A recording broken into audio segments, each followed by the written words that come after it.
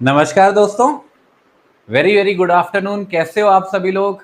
Very good evening, very good evening. कैसे हो? कैसी चल रही है तैयारी?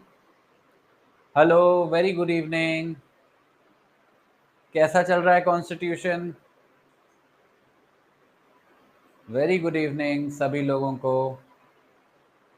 सब बढ़िया चल रहा है? हाँ, अभी तक सब कुछ समझ में आ रहा है? मैं बिल्कुल ठीक हूँ। आप लोग कैसे हो? सब सही? अच्छा,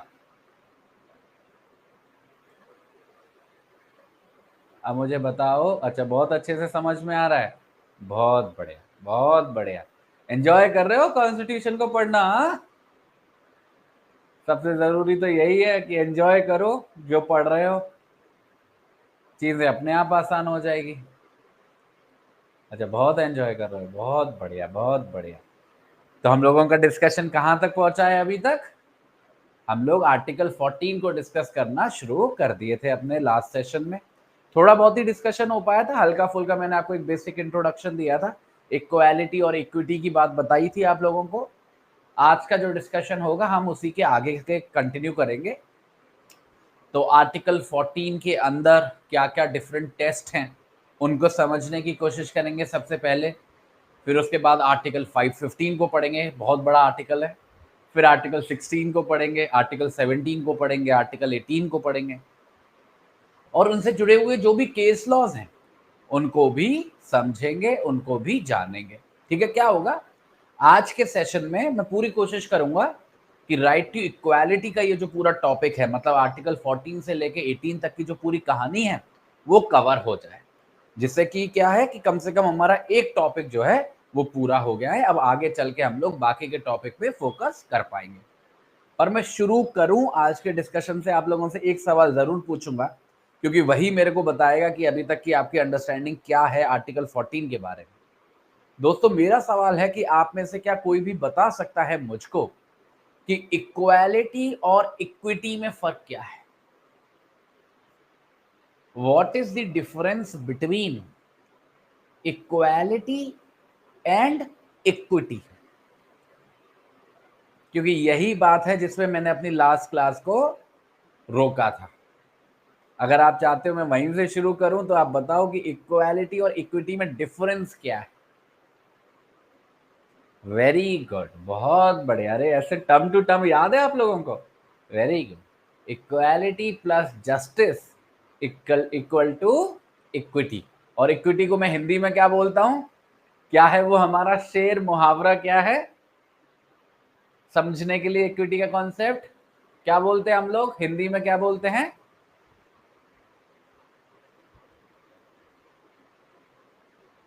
हाँ, वेरी गुड। सबको सबकी जरूरत अनुसार। सबको बराबर नहीं, सबको सबकी जरूरत अनुसार। This is the concept of equity. ठीक है? क्लियर है? समझ में आ गया? इसका मतलब है कि अब आप बिल्कुल सही ट्रैक पे हो। अब इसके आगे का डिस्कशन में कंटिन्यू करता हूं आर्टिकल 14 का। ठीक है? तो ये सब तो मैंने आपको बता ही दिया, equality before law, equal protection of law, ये सारी बातें हो गई कवर। अब बात करते हैं एक्सेप्शंस की। अब देखो, एक्सेप्शन से घबराना मत कि एक्सेप्शन क्या है। देखो, एक्सेप्शन का मतलब कुछ भी नहीं है, बहुत बेसिक सी बात मैं आपको समझा रहा हूं। देखिए दोस्तों, जब मैं बोलता हूं कि सबको सबकी जरूरत अनुसार मिलेगा, मतलब इक्विटी मिलेगी, तो ऑब्वियस सी बात है कि क्या होगा? इक्वालिटी नहीं रही। समझिएगा, मेरी बात को बहुत ध्यान से समझिएगा। इक्वालिटी का कॉन्सेप्ट क्या है? अगर इक्वालिटी का मतलब हम लोग समझने की कोशिश करें, डिक्शनरी वगैरह को देखें, तो इक्वालिटी का मतलब क्या है? बराबर, सबको बराबर मिलेगा। This is the concept of equality. पर हम क्या कह रहे हैं कि हमारे यहाँ इक्वालिटी का मतलब इक्वालिटी नहीं है, हमारे यहाँ इक्वालिटी का मतलब इक्विटी है, सबको सबकी जरूरत अनुसार। तो अगर सबको सबकी जरूरत अनुसार होगा तो फिर इक्वालिटी कहाँ गई? फिर तो बराबरी नहीं रही। इसलिए ध्यान रखिएगा, हमेशा ध्यान रखिएगा, ये दोनों कॉन्सेप्ट्स, इक्वालिटी का कॉन्सेप्ट और इक्विटी का कॉन्सेप्ट, ये दोनों साथ में चलते हैं, साथ में चलते हैं। कैसे चलते हैं साथ में, बड़े ध्यान से सुनना। देखो एक लाइन आपने सुनी होगी, फिर से सुन लो। इक्वल्स, ध्यान से सुनिएगा, equals should be treated equally. दूसरी line, unequals should be treated unequally. फिर से बोल रहा हूं, समझने की कोशिश करिएगा उस लाइन को। Equals should be treated equally and unequals should be treated unequally. इसका मतलब क्या है कि जो लोग इक्वल हैं, और इक्वल से मतलब क्या है हमारा, जो एक जैसी परिस्थितियों में है, और परिस्थितियां मतलब सामाजिक परिस्थितियां, आर्थिक परिस्थितियां और राजनीतिक परिस्थितियां, social, economic and political circumstances, जिन भी व्यक्तियों की एक हैं, उनको हम मानते हैं इक्वल्स। क्या मानते हैं? इक्वल्स।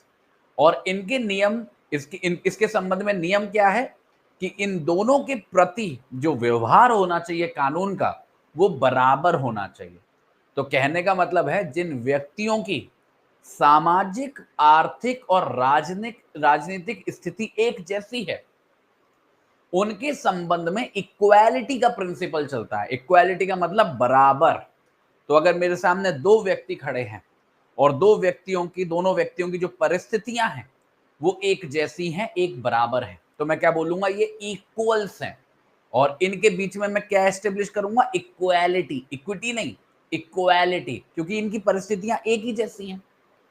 ठीक है, एक ही जैसे बैकग्राउंड से आते हैं, एक ही जैसे स्कूल में पढ़ते हैं, ठीक है, तो एक ही जैसी परिस्थितियां हैं। तो यहां पे आर्टिकल 14 कहता है कि दोनों का बराबर ट्रीटमेंट करो। अगर इसको 2 रोटी दो तो इसको भी 2 रोटी दो, इसको 10 रुपए दो तो इसको भी 10 रुपए दो, क्योंकि इनकी परिस्थितियां बराबर हैं। तो इन दोनों के बीच में न्याय तभी हो पाएगा जब इनको बराबर का ट्रीटमेंट मिलेगा, एक जैसा ट्रीटमेंट मिलेगा, मतलब इक्वालिटी वाली बात। और जो दूसरी लाइन थी, अनइक्वल्स शुड बी ट्रीटेड अनइक्वली, इसका मतलब क्या है कि अगर वो जो दो लोग हैं उनकी परिस्थितियां अलग अलग हैं, और परिस्थितियां मतलब वही सामाजिक परिस्थितियां, आर्थिक परिस्थितियां और राजनीतिक परिस्थितियां, अगर वो जो दो लोग हैं उनकी परिस्थितियां एक दूसरे से भिन्न हैं, एक दूसरे से अलग अलग हैं दोस्तों, तो एक बात को बड़ा ध्यान से समझिएगा, वहां पे हम इक्वालिटी का प्रिंसिपल नहीं लगा सकते। अगर इसकी स्थिति अलग है और इसकी स्थिति अलग है और हम दोनों के लिए बराबर काम करेंगे, दोनों को दो दो रोटी ही देंगे, तो अन्याय होगा, तो न्याय नहीं होगा। यहां पे हमको क्या चाहिए? इक्विटी का प्रिंसिपल, क्योंकि ये दोनों अनइक्वल हैं। तो अनइक्वल के लिए जो हमारा ट्रीटमेंट होना चाहिए वो भी अनइक्वल होना चाहिए। जो ज्यादा कमजोर है उसे ज्यादा फायदा मिलना चाहिए, जो ज्यादा मजबूत है उसे कम फायदा मिलना चाहिए। तो हम क्या कर रहे हैं? अनइक्वल्स को अनइक्वली ट्रीट कर रहे हैं, जो कि इक्विटी का प्रिंसिपल है।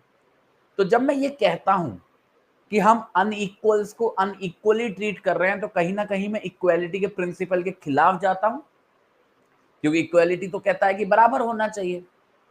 इसलिए ध्यान से सुनिएगा, इसलिए ऐसी हर एक सिचुएशन को जब हम इक्विटी का प्रिंसिपल अप्लाई करते हैं आर्टिकल 14 के अंदर, तो वो एक्सेप्शन माना जाता है।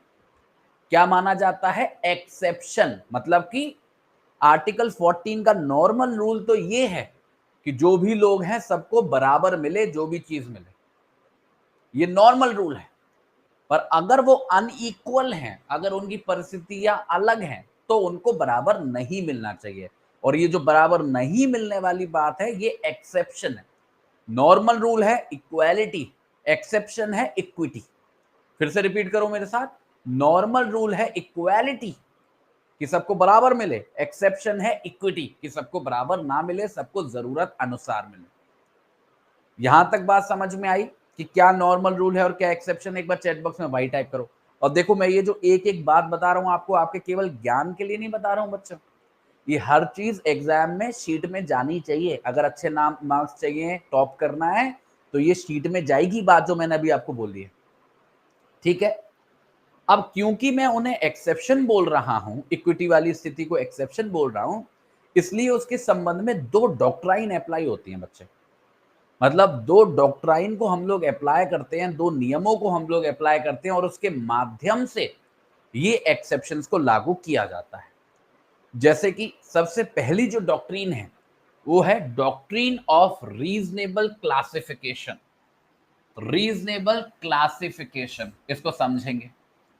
इसका मतलब है कि हम लोग जब भी व्यक्तियों को या ग्रुपों को, संगठनों को क्लासिफाई करते हैं अलग अलग कैटेगरी के अंदर, तो हमारे पास क्लियर और लॉजिकल डिस्टिंक्शंस होने चाहिए। क्या होने चाहिए? डिस्टिंक्शंस होने चाहिए जिसमें फेयरनेस हो। देखिए, अगर हम लोग दो लोगों के बीच में भेदभाव कर रहे हैं, इक्विटी के लिए तो भेदभाव करना पड़ेगा, तो पहली बात तो एक्सेप्शन की स्थिति में गिरेगा। दूसरी बात यह कि अगर हम लोग भेदभाव कर रहे हैं, एक को 4 रोटी दे रहे हैं, एक को 2 रोटी दे रहे हैं, तो जरूरी है कि हम लोगों को क्लासिफिकेशन करना पड़ेगा। वो जो क्लासिफिकेशन हम लोग कर रहे हैं, लोगों को दो अलग अलग ग्रुप में बांट रहे हैं कि किसी को 2 रोटी देनी है, किसी को 4 रोटी देनी है, जो हमने क्लासिफिकेशन किया, ये दोस्तों क्लासिफिकेशन क्लियर होना चाहिए, फेयर होना चाहिए और लॉजिकल होना चाहिए। क्या होना चाहिए? क्लियर कट पता हो कि क्या आधार हैं, किस आधार पर हमने किसी व्यक्ति को इस ग्रुप में डाला है या उस ग्रुप में डाला है, और जो भी हमारा आधार है वो लॉजिकल होना चाहिए, मनमाना नहीं होना चाहिए, ठीक है, और फेयर होना चाहिए, न्यायपूर्वक होना चाहिए, ठीक है। तो इसके लिए दो शब्द इस्तेमाल होते हैं, एक है इंटेलिजिबल डिफरेंशिया, याद कर लो इन दोनों शब्दों को, एक है इंटेलिजिबल डिफरेंशिया और एक है रैशनल नेक्सस। रैशनल नेक्सस, दोनों का मतलब क्या है, दोनों को समझाता हूं। दोस्तों, ये वाला जो शब्द आप देख रहे हो इंटेलिजिबल डिफरेंशिया, ये कुछ नहीं है, ये वही शब्द है क्लासिफिकेशन को हम लोगों ने फैंसी तरीके से बोल दिया। इंटेलिजिबल डिफरेंशिया का बस इतना सा मतलब है कि हम जब दो लोगों में वर्गीकरण कर रहे हैं, उनको जब डिवाइड कर रहे हैं, तो हमारे पास क्लियर कट लॉजिकल बेसिस होने चाहिए, एक आधार होना चाहिए, एक ग्राउंड होना चाहिए कि हमने किस आधार पर दो लोगों को अलग किया। अलग कर सकते हैं, मैं ये नहीं कह रहा, अलग कर सकते हैं, पर अलग किस आधार पे किया ये भी उतना ही जरूरी है। तो अगर मैं किसी भी सर्कमस्टांस में दोस्तों ऐसा कोई कानून बना रहा हूं या ऐसी कोई नीति बना रहा हूं जिसके अंदर मैं बोल रहा हूं कि ये वाले जो लोग हैं, ये जो 4-5 लोग खड़े हैं, इनको ज्यादा फायदा मिलेगा, और ये जो 4-5 लोग खड़े हैं इनको कम फायदा मिलेगा, ये तो मैंने कानून बना दिया और ये भी बता दिया कि फायदा ज्यादा मिलेगा, फायदा कम मिलेगा। पर दोस्तों समझिएगा, सबसे जरूरी बात यह है कि जो आधार है मेरे क्लासिफिकेशन का, वो भी लॉजिकल और रीजनेबल होना चाहिए। मतलब किस ग्राउंड पे मैंने किसी व्यक्ति को इस कैटेगरी में डाला है या उस कैटेगरी में डाला। अब देखो, हजारों तरीके के ग्राउंड्स हो सकते हैं।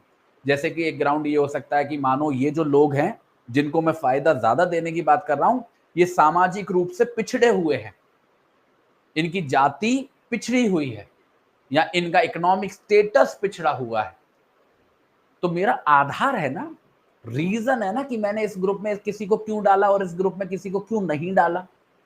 तो वो जो मेरा आधार है, वो जो मेरा ग्राउंड है, वो क्लियर होना चाहिए, लॉजिकल होना चाहिए और फेयर होना चाहिए। अगर वो क्लासिफिकेशन ऐसा है तो उसको हम बोलेंगे क्या? इंटेलिजिबल। इंटेलिजिबल मतलब इंटेलिजेंट, और डिफरेंशिया मतलब क्लासिफिकेशन।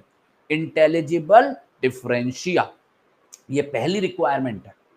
और दूसरी रिक्वायरमेंट है दोस्तों रैशनल नेक्सस।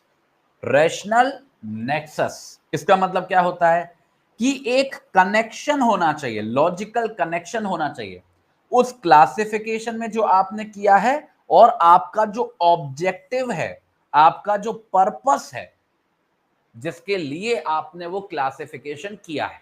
देखिए, दो चीजें होती हैं, एक तो हम क्लासिफिकेशन कर रहे हैं दो कैटेगरी के लोगों में, कुछ लोगों को इस कैटेगरी में डाल रहे हैं, कुछ लोगों को उस कैटेगरी में डाल रहे हैं, ये तो हमने क्लासिफिकेशन किया जो हमारा इंटेलिजिबल होना चाहिए।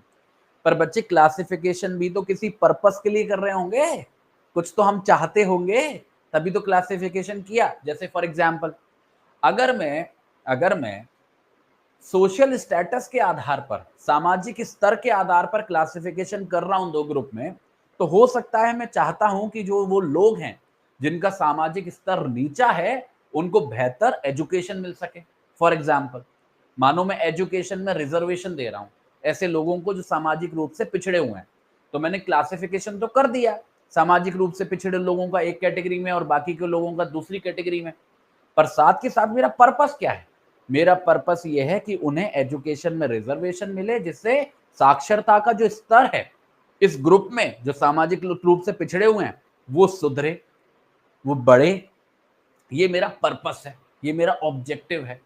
तो ये जो दूसरी चीज आप यहां पे लिखी हुई देख रहे हो, रैशनल नेक्सस, इसका मतलब यही है कि आपने जिस भी आधार पे डिफरेंशिएशन किया, ऑन वॉट एवर ग्राउंड, उसका एक सीधा रिश्ता होना चाहिए उस ऑब्जेक्ट के साथ जो ऑब्जेक्ट आप अचीव करना चाहते हो। तो हमारे एग्जाम्पल में डिफरेंशिया क्या है? सामाजिक स्तर, सोशल स्टेटस, और ऑब्जेक्टिव क्या है? Educational development. तो इन दोनों में क्लियर कट एक रिलेशनशिप दिखना चाहिए कि मैं ये करूंगा तो ये होगा। अगर मैं रिजर्वेशन दूंगा, सामाजिक स्तर जिन लोगों का नीचे है उनको, तो उनका एजुकेशनल स्तर बढ़ेगा। तब जाके हम लोग मानेंगे कि हम लोग इक्विटी के प्रिंसिपल की तरफ अग्रसर हो रहे हैं। देखो, भेदभाव तो हम लोग कर रहे हैं क्योंकि हम रिजर्वेशन दे रहे हैं, उन लोगों को रिजर्वेशन दे रहे हैं जो एक ग्रुप के हैं और बाकी के लोगों को नहीं दे रहे हैं।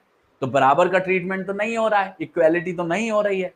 पर हम ऐसा क्यों कर रहे हैं? इक्विटी के लिए कर रहे हैं, सबको सबकी जरूरत के अनुसार वाले प्रिंसिपल को फॉलो करते हुए कर रहे हैं। कर सकते हो, कोई प्रॉब्लम नहीं है, पर एक तो आपका क्लासिफिकेशन जो है, जो डिफरेंशिएशन है, वो लॉजिकल, क्लियर और फेयर होना चाहिए, और जो आपका पर्पस है, जो ऑब्जेक्ट है, उससे सीधा रिश्ता होना चाहिए, क्लियर नेक्सस होना चाहिए। तो रीजनेबल डिफरेंशिया भी चाहिए और एक नेक्सस भी चाहिए, इंटेलिजिबल डिफरेंशिया, रीजनेबल नेक्सस। जब ये दोनों चीजें मिलेंगी, दोनों चीजें सेटिस्फाई होंगी, तभी आप किसी व्यक्ति के प्रति डिस्क्रिमिनेशन कर पाओगे आर्टिकल 14 के अंदर, तभी आप एक्सेप्शन के अंदर कवर हो पाओगे इक्वालिटी के प्रिंसिपल के खिलाफ। अब जब फटाफट से मेरे को चैट बॉक्स में बताओ एक बार वाई टाइप करके कि समझ में आया इंटेलिजिबल डिफरेंशिया का मतलब क्या है और रैशनल नेक्सस का मतलब क्या है। एग्जैक्टली कोरिलेट भी नहीं बेटा, सीधा सीधा रिश्ता दिखाना पड़ेगा कि मैं ये क्लासिफिकेशन कर रहा हूं तो मेरा ऑब्जेक्ट ये है, और इस क्लासिफिकेशन को करने से मेरे को ये अचीव होगा। There has to be a direct relationship. अगर ऐसा नहीं है तो आप एक्सेप्शन में कवर नहीं होगे और आपका जो कानून होगा वो गलत होगा, वॉइड होगा, क्योंकि वो फंडामेंटल राइट को वायलेट करेगा। और कौन से फंडामेंटल राइट को वायलेट करेगा? इक्वालिटी के प्रिंसिपल को, क्योंकि आप भेदभाव कर रहे हो। समझ रहे हो? तो एक तरफ हमको चाहिए कि इंटेलिजिबल डिफरेंशिया हो, आपने जो क्लासिफिकेशन किया जिस भी ग्राउंड पे किया वो फेयर हो, वो लॉजिकल हो, और दूसरी तरफ उसका सीधा रिश्ता हो उस ऑब्जेक्ट से जिस ऑब्जेक्ट को आप अचीव करना चाहते हो। बस इतनी सी बात है। वैसे तो मतलब मैं को बहुत बड़ा चढ़ा के बता देता हूं आप लोगों को, पर समझने वाली बस इतनी सी चीज है, ये 2 पॉइंट। ठीक है, क्लियर है? यहां तक मामला सबको समझ में आ गया है? कोई परेशानी नहीं, कोई टेंशन नहीं? आगे बढ़ जाऊं एक कदम? हाँ, कोई देखो, रिजर्वेशन वगैरह की अभी बात करेंगे क्योंकि रिजर्वेशन की चर्चा अभी 16 में भी आएगी, आर्टिकल 16 में भी कवर होगी। अभी बस कॉन्सेप्ट को समझो। क्या होगा ना, अभी अगर हम लोग रिजर्वेशन की डिबेट में चले गए तो ये कॉन्सेप्ट छूट जाएंगे और 2 घंटा रिजर्वेशन की डिबेट में निकल जाएगा। और कल ही अंबेडकर जयंती गई है, ठीक है, तो सब भरे बैठे हुए हैं रिजर्वेशन को लेके, तो परेशान नहीं होना, अभी कॉन्सेप्ट समझते हैं। एक बार कॉन्सेप्ट समझ लिया तो आपको खुद समझ में आ जाएगा रिजर्वेशन। ठीक है, क्लियर है? चलो आगे ले चलता हूं आप लोगों को। अब एक नई डॉक्ट्राइन आई बेटा, बहुत बढ़िया डॉक्ट्राइन, जिसको हम बोलते हैं doctrine of anti arbitrariness. Doctrine of anti arbitrariness, इसका पर्पस क्या है? पहले पर्पस बता देता हूं दोस्तों। इसका भी पर्पस वही है जो पुरानी वाली डॉक्ट्रिन का था, जो अभी पढ़ के आए हैं हम लोग, सेम पर्पस है।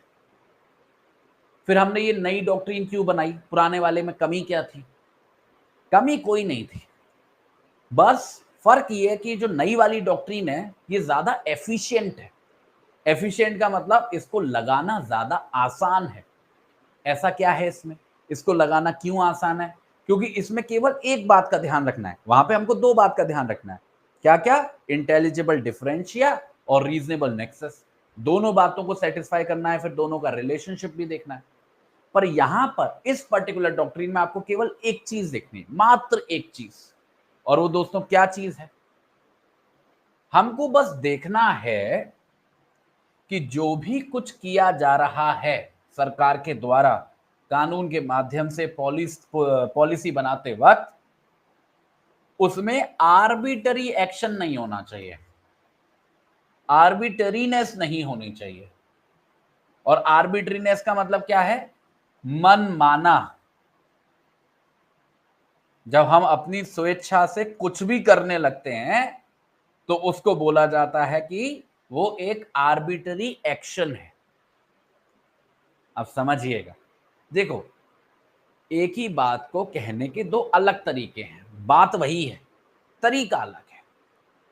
ये वाली जो डॉक्ट्रिन है एंटी आर्बिट्रीनेस वाली, ये सिंपल सी बात बोलती है, देखो इक्वालिटी का प्रिंसिपल है आर्टिकल 14 के अंदर, पर आप उसके अंदर डिस्क्रिमिनेशन कर सकते हो क्योंकि इक्विटी का प्रिंसिपल रिकॉग्नाइज्ड है, पर उसको हम एक्सेप्शन मानेंगे।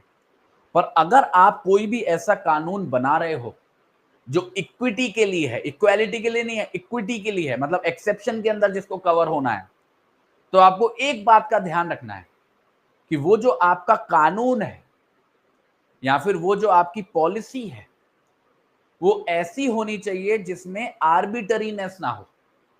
मतलब ऐसा कोई भी फैसला ना लिया गया हो उस पॉलिसी को बनाते वक्त जो आर्बिट्री हो, और आर्बिट्री होने का मतलब मनमाना हो, जिसके पीछे तथ्य ना हो, जिसके पीछे एस्टेब्लिश्ड प्रिंसिपल्स ना हो।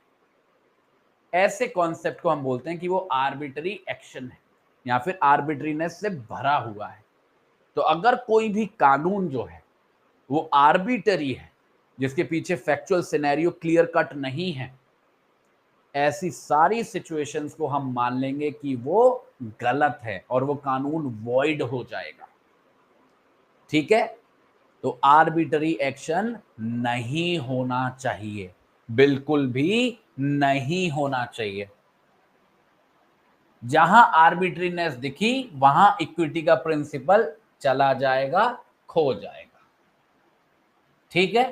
क्लियर है? समझ में आ गया?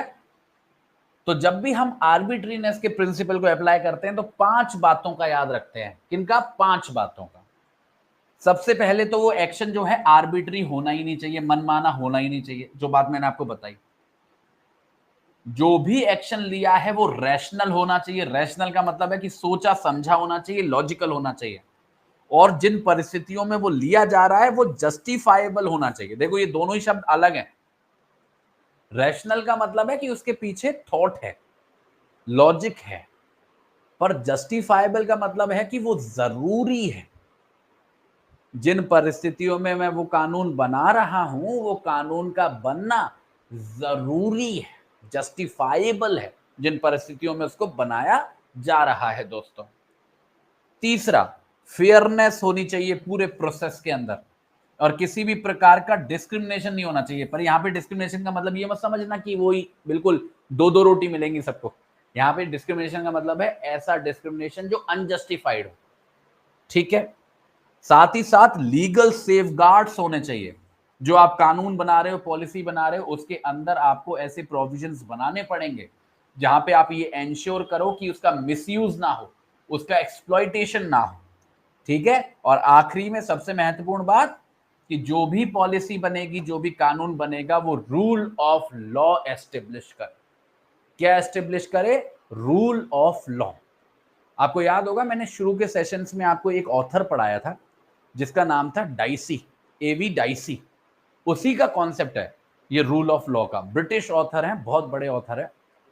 उन्होंने ये रूल ऑफ लॉ का कॉन्सेप्ट दिया था, और उन्हीं के उस रूल ऑफ लॉ के कॉन्सेप्ट के अंदर ये एक कॉन्सेप्ट है एंटी आर्बिट्रीनेस का। और वो बोलते हैं जहां पे भी आर्बिट्रीनेस है वहां पे रूल ऑफ लॉ हो ही नहीं सकता है। वहां पे रूल ऑफ लॉ हो ही नहीं सकता है। तो जब हम एंटी आर्बिट्रीनेस इंश्योर कर लेते हैं तो वहां पे ऑटोमेटिकली रूल ऑफ लॉ आ जाता है। पर आप कंफ्यूज मत हो जाना कि सर हम लोग रूल ऑफ लॉ में कहां पहुंच गए, उस सब में जाने की जरूरत नहीं है। बस बेसिक सी बात समझो, ये जो डॉक्ट्रिन ऑफ एंटी आर्बिट्रीनेस है, ये बस एक लाइन की बात कहती है कि जो कानून है वो आर्बिटरी नहीं होना चाहिए, वो जो पॉलिसी है वो आर्बिटरी नहीं होनी चाहिए, क्योंकि अगर वो आर्बिटरी है तो वो एक्सेप्शन में कवर नहीं होगी। बस बात खत्म, डिस्कशन फिनिश। ठीक है, क्लियर है, यहां तक बात समझ में आ गई। तो हमारे पास टोटल दो डॉक्ट्रिन्स हैं जो एक्सेप्शन से डील करती हैं इक्वालिटी के प्रिंसिपल पे। एक है डॉक्ट्रिन ऑफ रीजनेबल क्लासिफिकेशन, जिसके अंदर दो पॉइंट आते हैं, इंटेलिजिबल डिफरेंशिया और रैशनल नेक्सस। और दूसरी डॉक्ट्रिन है डॉक्ट्रिन ऑफ एंटी आर्बिट्रीनेस, जो सिंपली बोलती है कि जहां आर्बिट्रीनेस वहां एक्सेप्शन अप्लाई नहीं होगा, जहां मनमानी होगी वहां एक्सेप्शन अप्लाई नहीं होगा। देखो मोटे तौर पर 90% दोनों ही डॉक्ट्रिन एक ही बात कह रही है, क्योंकि आर्बिट्रीनेस वही नहीं होगी जहां पे लॉजिकल रीजन होगा, और वही तो हम कह रहे थे इंटेलिजिबल डिफरेंशिया के अंदर। मतलब यही मान लो कि लगभग वही चीज अलग भाषा में दोहराई जा रही है। तो आपको परेशान नहीं होना कि सर ये कुछ बिल्कुल अलग बात कह रहा होगा या ये बिल्कुल अलग बात कह रहा होगा, ऐसा नहीं। हाँ, बस ये फर्क है कि ये जो डॉक्ट्रिन ऑफ एंटी आर्बिट्रीनेस है, इसको अप्लाई करना आसान है, क्योंकि इसमें केवल एक चीज देखनी होती है कि एक्शन आर्बिटरी है या नहीं। ठीक है, अब मुझे फटाफट से बता दो, क्या ये दोनों ही डॉक्ट्रिन्स क्लियर हो गई हैं सभी लोगों को? चैट बॉक्स में वाई टाइप कर दें। अब देखो, नेचुरल जस्टिस वगैरह के डिस्कशन में मैं बहुत ज्यादा जाऊंगा नहीं, क्योंकि इस सबका कोई फायदा नहीं है। आर्टिकल 21 जब हम लोग डिस्कस करेंगे तो नेचुरल जस्टिस को अच्छे से पढ़ना। ठीक है, क्लियर है यहां तक? अब देखिए, मैं आपको एक केस पढ़ा रहा हूं, बहुत बढ़िया केस का नाम है Maneka Gandhi versus union of India.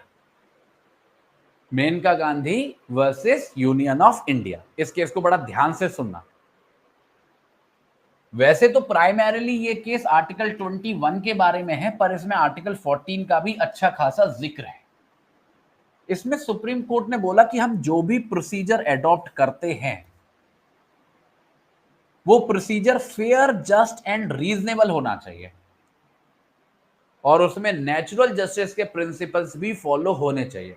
पर आपको मैं शुरू में ही सचेत कर रहा हूं, यहां पे जो सुप्रीम कोर्ट का कॉन्टेक्स्ट है वो आर्टिकल 21 की तरफ ज्यादा है, पर फिर भी आर्टिकल 14 के अंदर आंसर लिखते हुए आप इस जजमेंट का इस्तेमाल कर सकते हो, क्योंकि जब ये बोलता है जजमेंट की जो प्रोसीजर है वो फेयर, जस्ट एंड रीजनेबल होना चाहिए, वो लगभग वही बात कहने की कोशिश कर रहा है जो अभी हम लोग डॉक्ट्रिन ऑफ रीजनेबल क्लासिफिकेशन में पढ़ के आए हैं और डॉक्ट्रिन ऑफ एंटी आर्बिट्रीनेस में पढ़ के आए हैं। तो इस जजमेंट का भरपूर इस्तेमाल कर सकते हो उन डॉक्ट्रिन्स को भी एक्सप्लेन करने के लिए। इसी तरीके से एक और जजमेंट है चिरंजीत लाल वर्सेस यूनियन ऑफ इंडिया, 1951 की जजमेंट है। ये बात करता है कि हम लोग ये जो प्रोटेक्शन देते हैं ना, कि सबको इक्वल प्रोटेक्शन ऑफ लॉ मिलेगी, इसका मतलब ये नहीं होता कि सबके ऊपर सब same rules of law he apply होंगे। बहुत जरूरी है परिस्थितियां, बहुत जरूरी है वो कंडीशंस को देखना, उनको समझ पाना और फिर अप्लाई करना कि क्या करना ठीक होगा किसी पर्टिकुलर सिचुएशन के अंदर। देखो, चिरंजीत लाल वाली जजमेंट वही बात कह रही है जिससे हमने आज की क्लास शुरू की, कि इक्वालिटी का मतलब मैथमेटिकल इक्वालिटी नहीं है। इक्वालिटी का मतलब है इक्विटी, जहां पे परिस्थितियों का भी महत्व उतना ही है। ठीक है, क्लियर है? तो ये हर एक आर्गुमेंट, देखो एक बात का ध्यान रखना, हम हर एक चीज जो बोल रहे हैं वो तो बोलेंगे एग्जाम में, पर उसके सपोर्ट में हमारे पास जजमेंट भी होनी चाहिए। तो ये चिरंजीत लाल वाली जजमेंट आप अप्लाई करना शुरू में ही कर सकते हो, इंट्रोडक्शन वाले पार्ट में ही कर सकते हो अपने आंसर पे। ठीक है, अब देखो ईपी रॉयप्पा की जजमेंट। ये एक ऐसी जजमेंट है जो सीधे सीधे वो जो डॉक्ट्रिन ऑफ एंटी आर्बिट्रीनेस है ना, उसके ऊपर अप्लाई होती है। E P Royappa versus state of Tamil Nadu, 1974 का जजमेंट है। इसमें कोर्ट ने बोला कि इक्वालिटी का मतलब मैथमेटिकल इक्वालिटी नहीं होती है। हमको ये याद रखना होगा कि हमारा आर्टिकल 14 जिस प्रिंसिपल पे चलता है वो ये है, equality among equals. Equality among equals, मतलब जो लोग बराबरी पे हैं उन्हीं के साथ बराबरी का व्यवहार होना चाहिए। जो लोग बराबरी पे नहीं हैं, अगर उनके साथ बराबरी का व्यवहार करोगे तो अन्याय होगा, तो वो इक्वालिटी के खिलाफ जाएगा। और यही एक ऐसा केस है जिसमें वही डॉक्ट्रिन ऑफ एंटी आर्बिट्रीनेस को डिटेल में डिस्कस किया गया था, और वही सारी बातें जो मैंने आपको डॉक्ट्रिन के अंदर पढ़ाई वो सारी अच्छे से समझाई गई थी। तो ईपी रोयप्पा का जजमेंट बड़े ध्यान से आपको अपने नोट्स में लिख लेना है। इसके अलावा जजमेंट आता है दोस्तों ए के गोपालन का। ए के गोपालन वर्सेस स्टेट ऑफ मद्रास का 1950 का जजमेंट है। इसका भी जो कॉन्टेक्स्ट है वो दोनों से ही रिलेटेड है, आर्टिकल 14 से भी 21 से भी। पर इसके अंदर एक बहुत इंपॉर्टेंट बात कही कोर्ट ने। वो बात तो कही कि जो प्रोसीजर है वो फेयर होना चाहिए, जस्ट होना चाहिए, नेचुरल जस्टिस के प्रिंसिपल फॉलो होने चाहिए। पर यहां पे भी वही डॉक्ट्रिन वाली बात, नॉन आर्बिटरीनेस। नॉन आर्बिटरीनेस मतलब कि ए के गोपालन जजमेंट के अंदर भी सुप्रीम कोर्ट ने इस बात को रियलाइज किया कि जब भी कोई नियम, कानून, पॉलिसी, सिद्धांत बनाया जाता है सरकार के द्वारा, उसमें आर्बिटरीनेस के लिए कोई स्कोप नहीं है। फिर चाहे बात आर्टिकल 14 की हो, फिर चाहे आर्टिकल 21 की हो। तो आर्बिट्रेरियंस वाले पॉइंट पे तो आपके पास अच्छे खासे जजमेंट हम लोगों ने कवर कर लिए, तो आपका भर जाएगा अच्छा खासा पेज। ऐसे ही एक केस है बच्चे ADM Jabalpur. ADM Jabalpur versus Shivkant Shukla, 1976 का जजमेंट है ये। इस केस में क्या हुआ, वैसे तो इसका जो मेजोरिटी जजमेंट है वो तो मतलब पढ़ने लायक नहीं है, उसमें आपको कुछ बहुत ज्यादा सपोर्टिंग नहीं मिलेगा। पर इस केस के अंदर एक जस्टिस है, जस्टिस एचआर खन्ना, उन्होंने अपना डिसेंटिंग ओपिनियन दिया था। मतलब वो कोर्ट के फैसले के साथ नहीं गए थे, उन्होंने अपोजिट फैसला दिया था।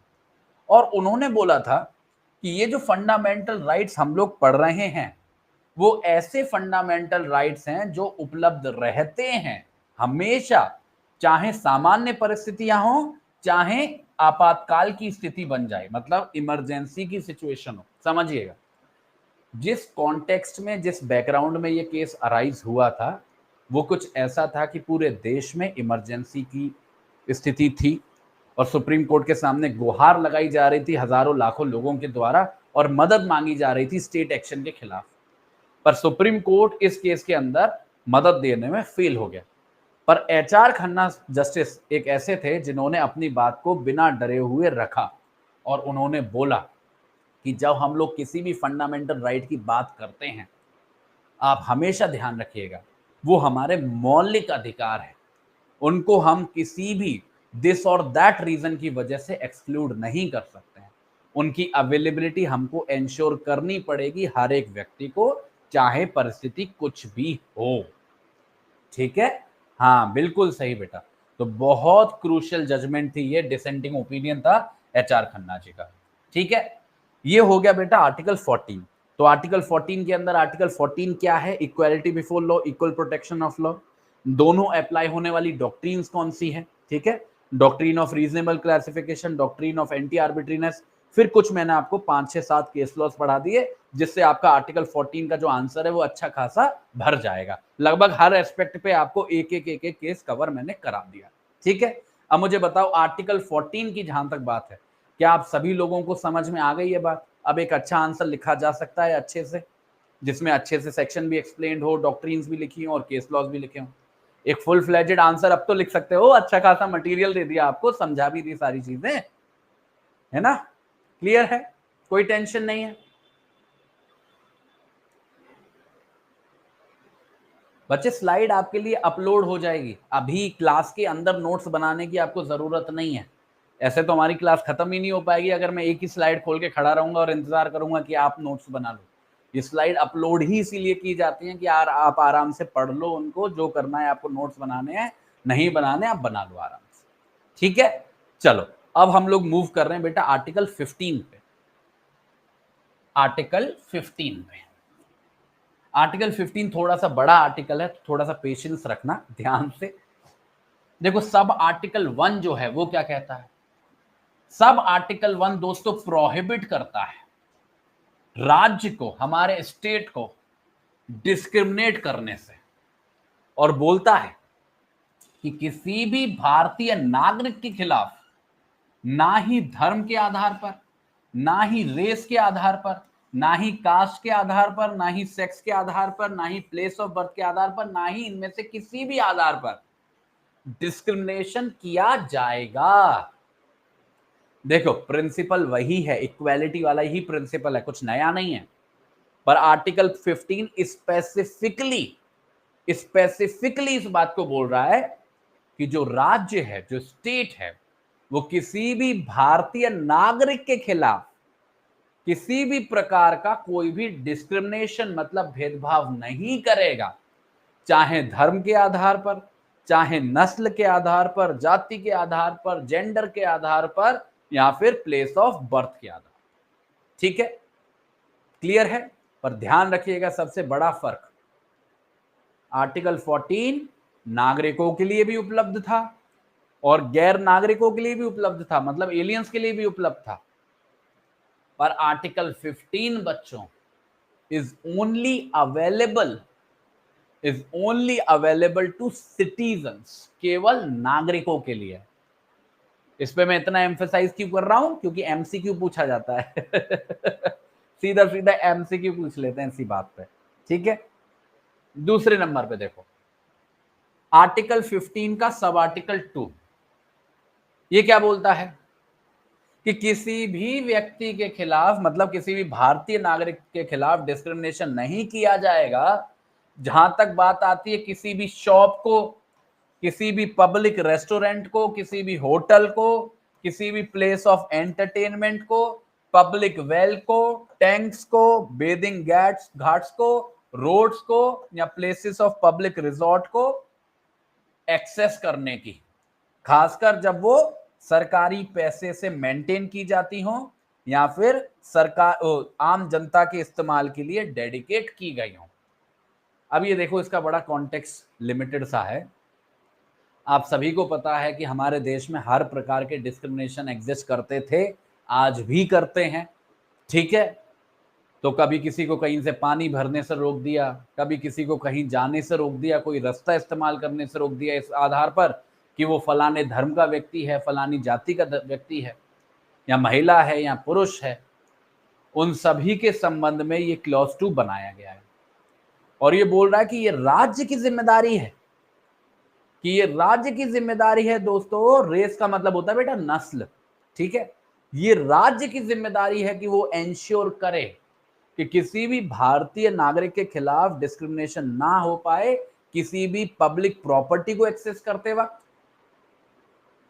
किसी भी पब्लिक प्लेस को विजिट करते वक्त। पब्लिक प्लेस मतलब सब आ जाता है उसमें, थिएटर जाना, होटल जाना, रेस्टोरेंट जाना, सारी चीजें।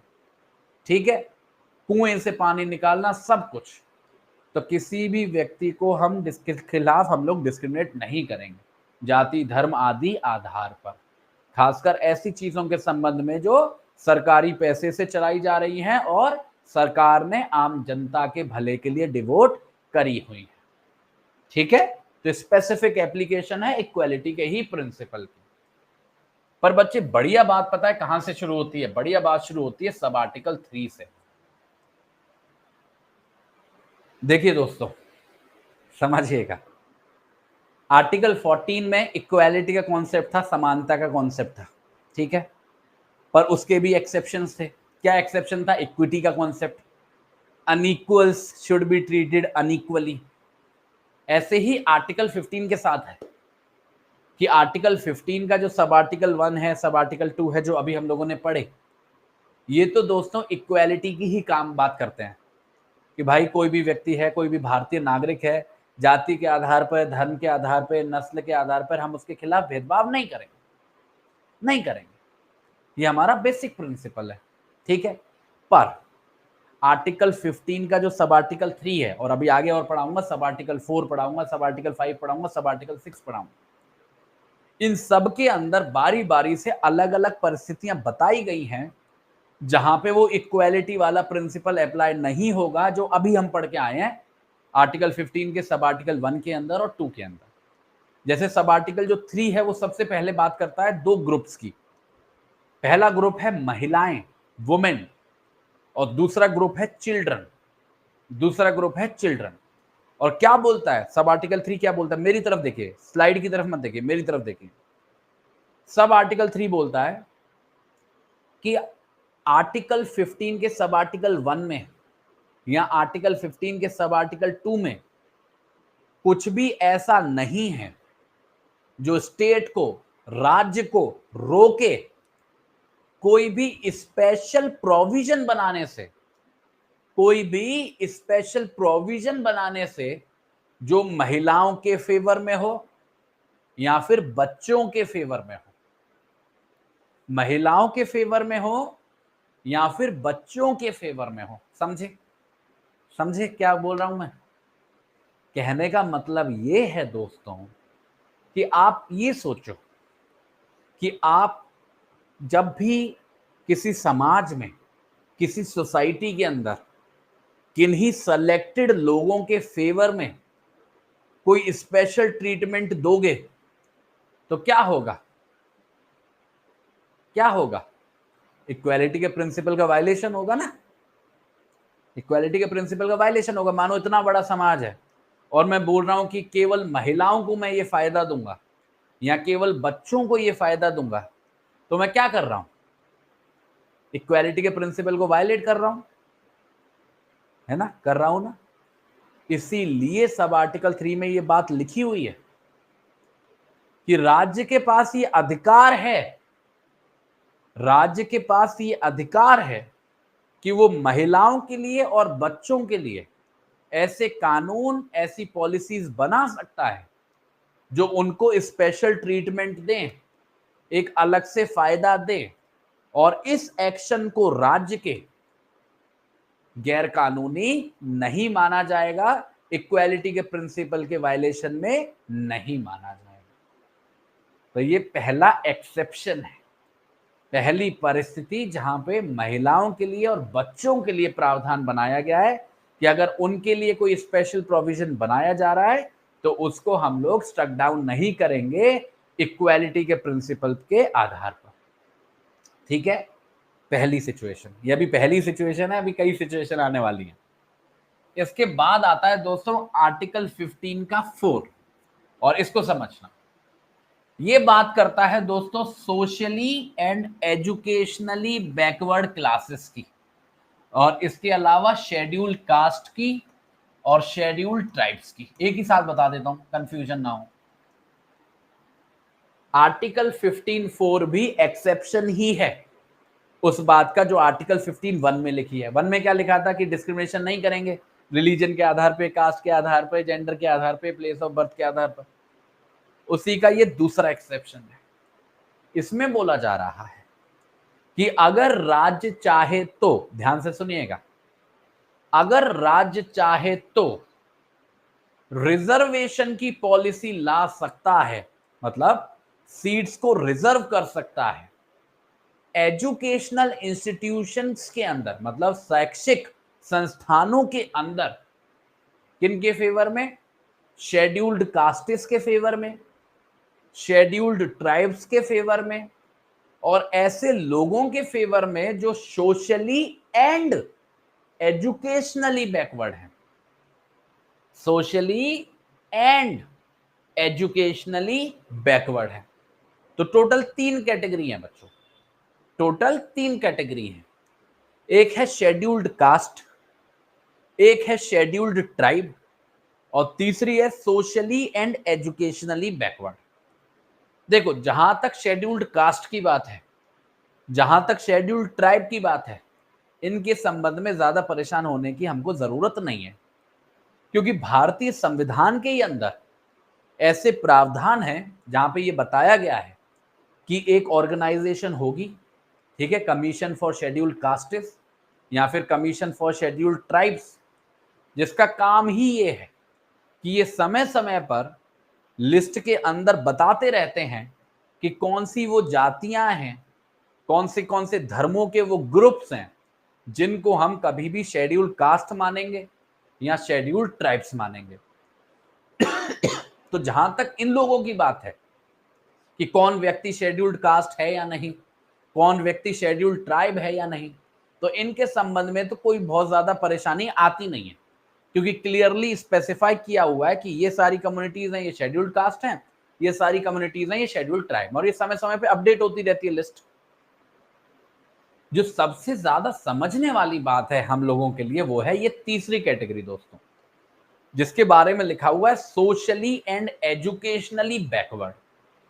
अब इसकी कोई डेफिनेशन नहीं है, ये नहीं बोल रहे कि फलाना धर्म, ये नहीं बोल रहे कि फलानी जाति, आपको दो क्राइटेरिया दे दिए हैं, जिन दो क्राइटेरिया के आधार पर आप जज करो कि भाई कोई भी कम्युनिटी रिजर्वेशन की हकदार होगी या नहीं होगी इस आर्टिकल 15 के सब आर्टिकल 4 के अंदर। और वो दोनों ही आधार कौन से हैं?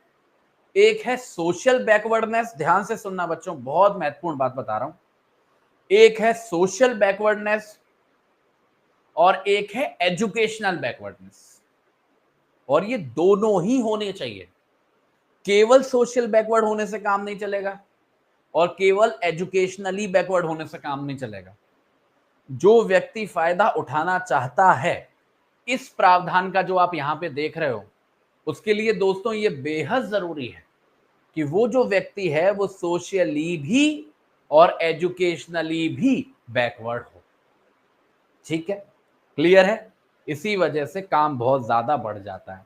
जैसे आपने एक एक्सप्रेशन सुना होगा ओबीसी, अदर बैकवर्ड क्लासेस। ये क्या है, किस आधार पे जज कर रहे हैं?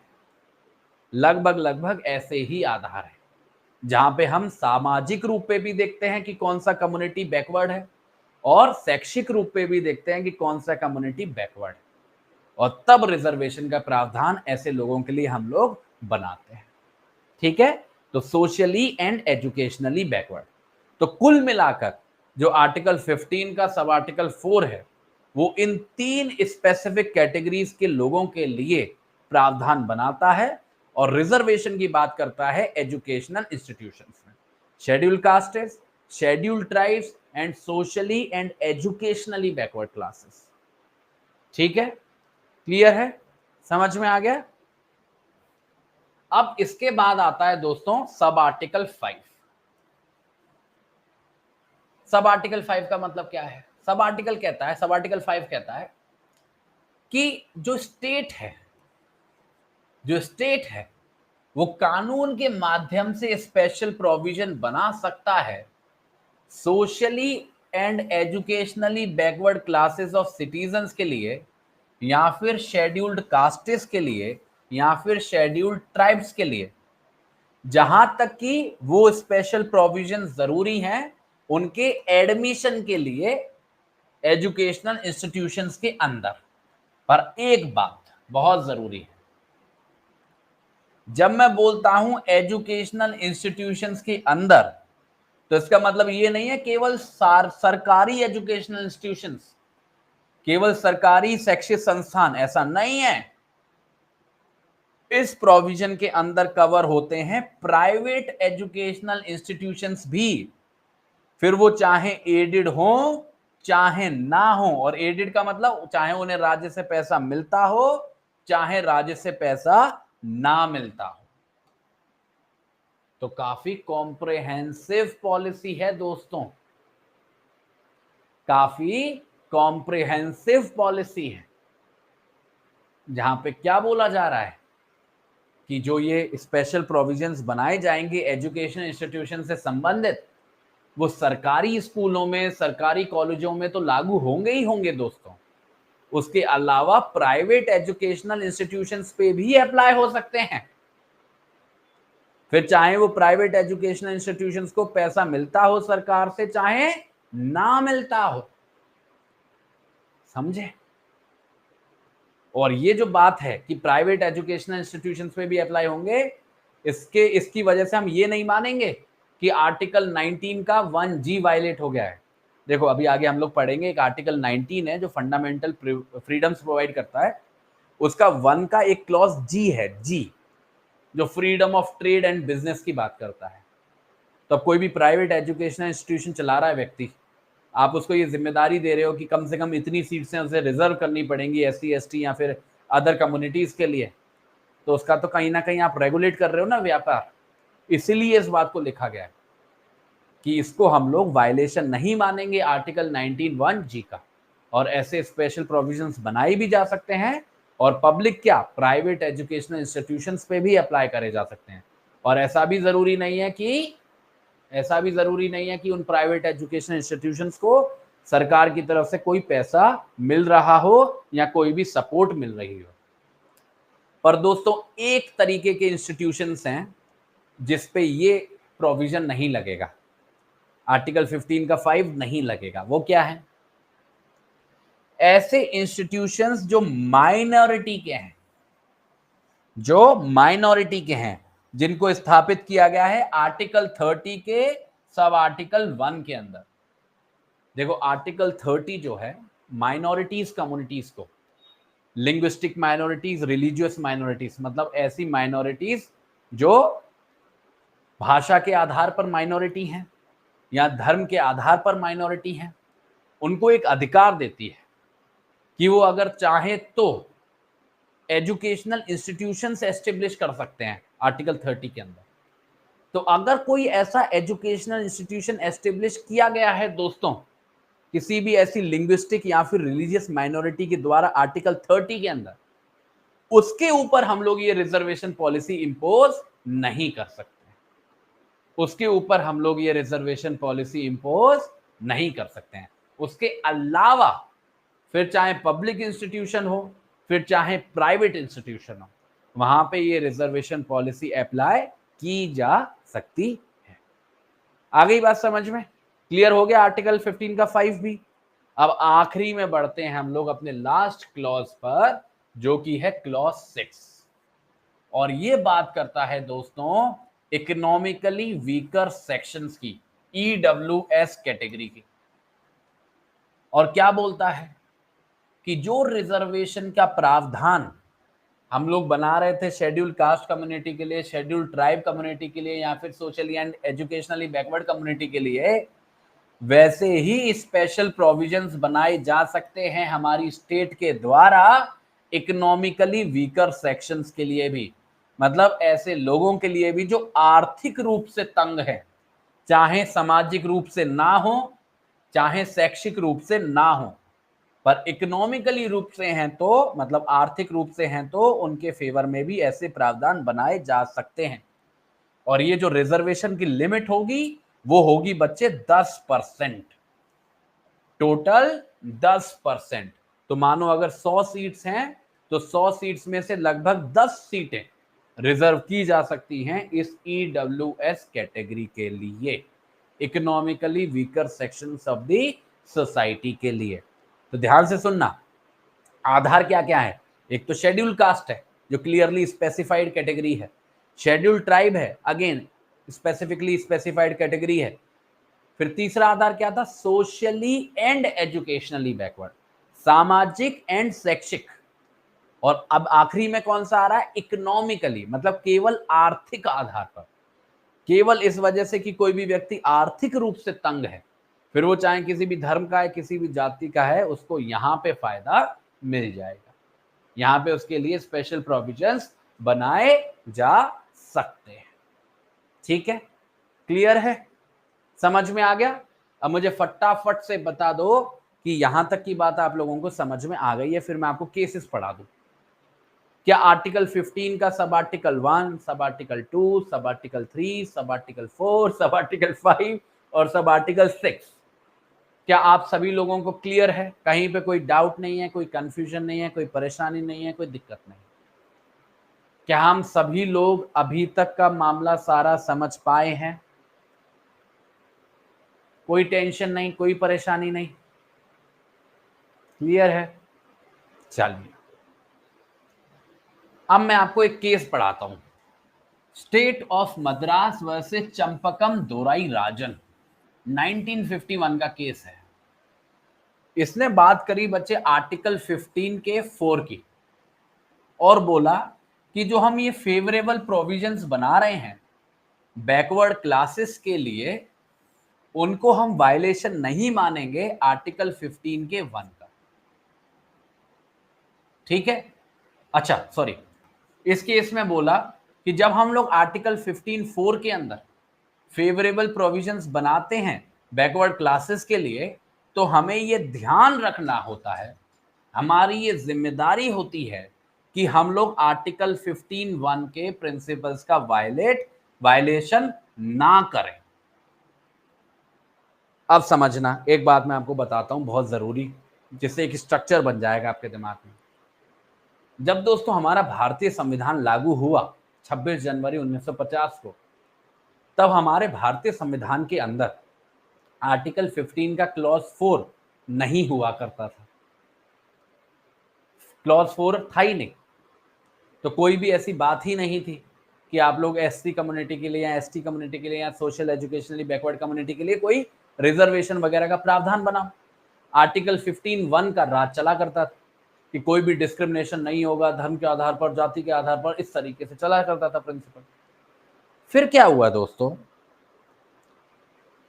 एक पॉलिसी लाई गई, जिस पॉलिसी के अंदर रिजर्वेशन का प्रावधान बनाया गया कि हम लोग रिजर्व करेंगे सीट्स को बैकवर्ड क्लासेस के लिए।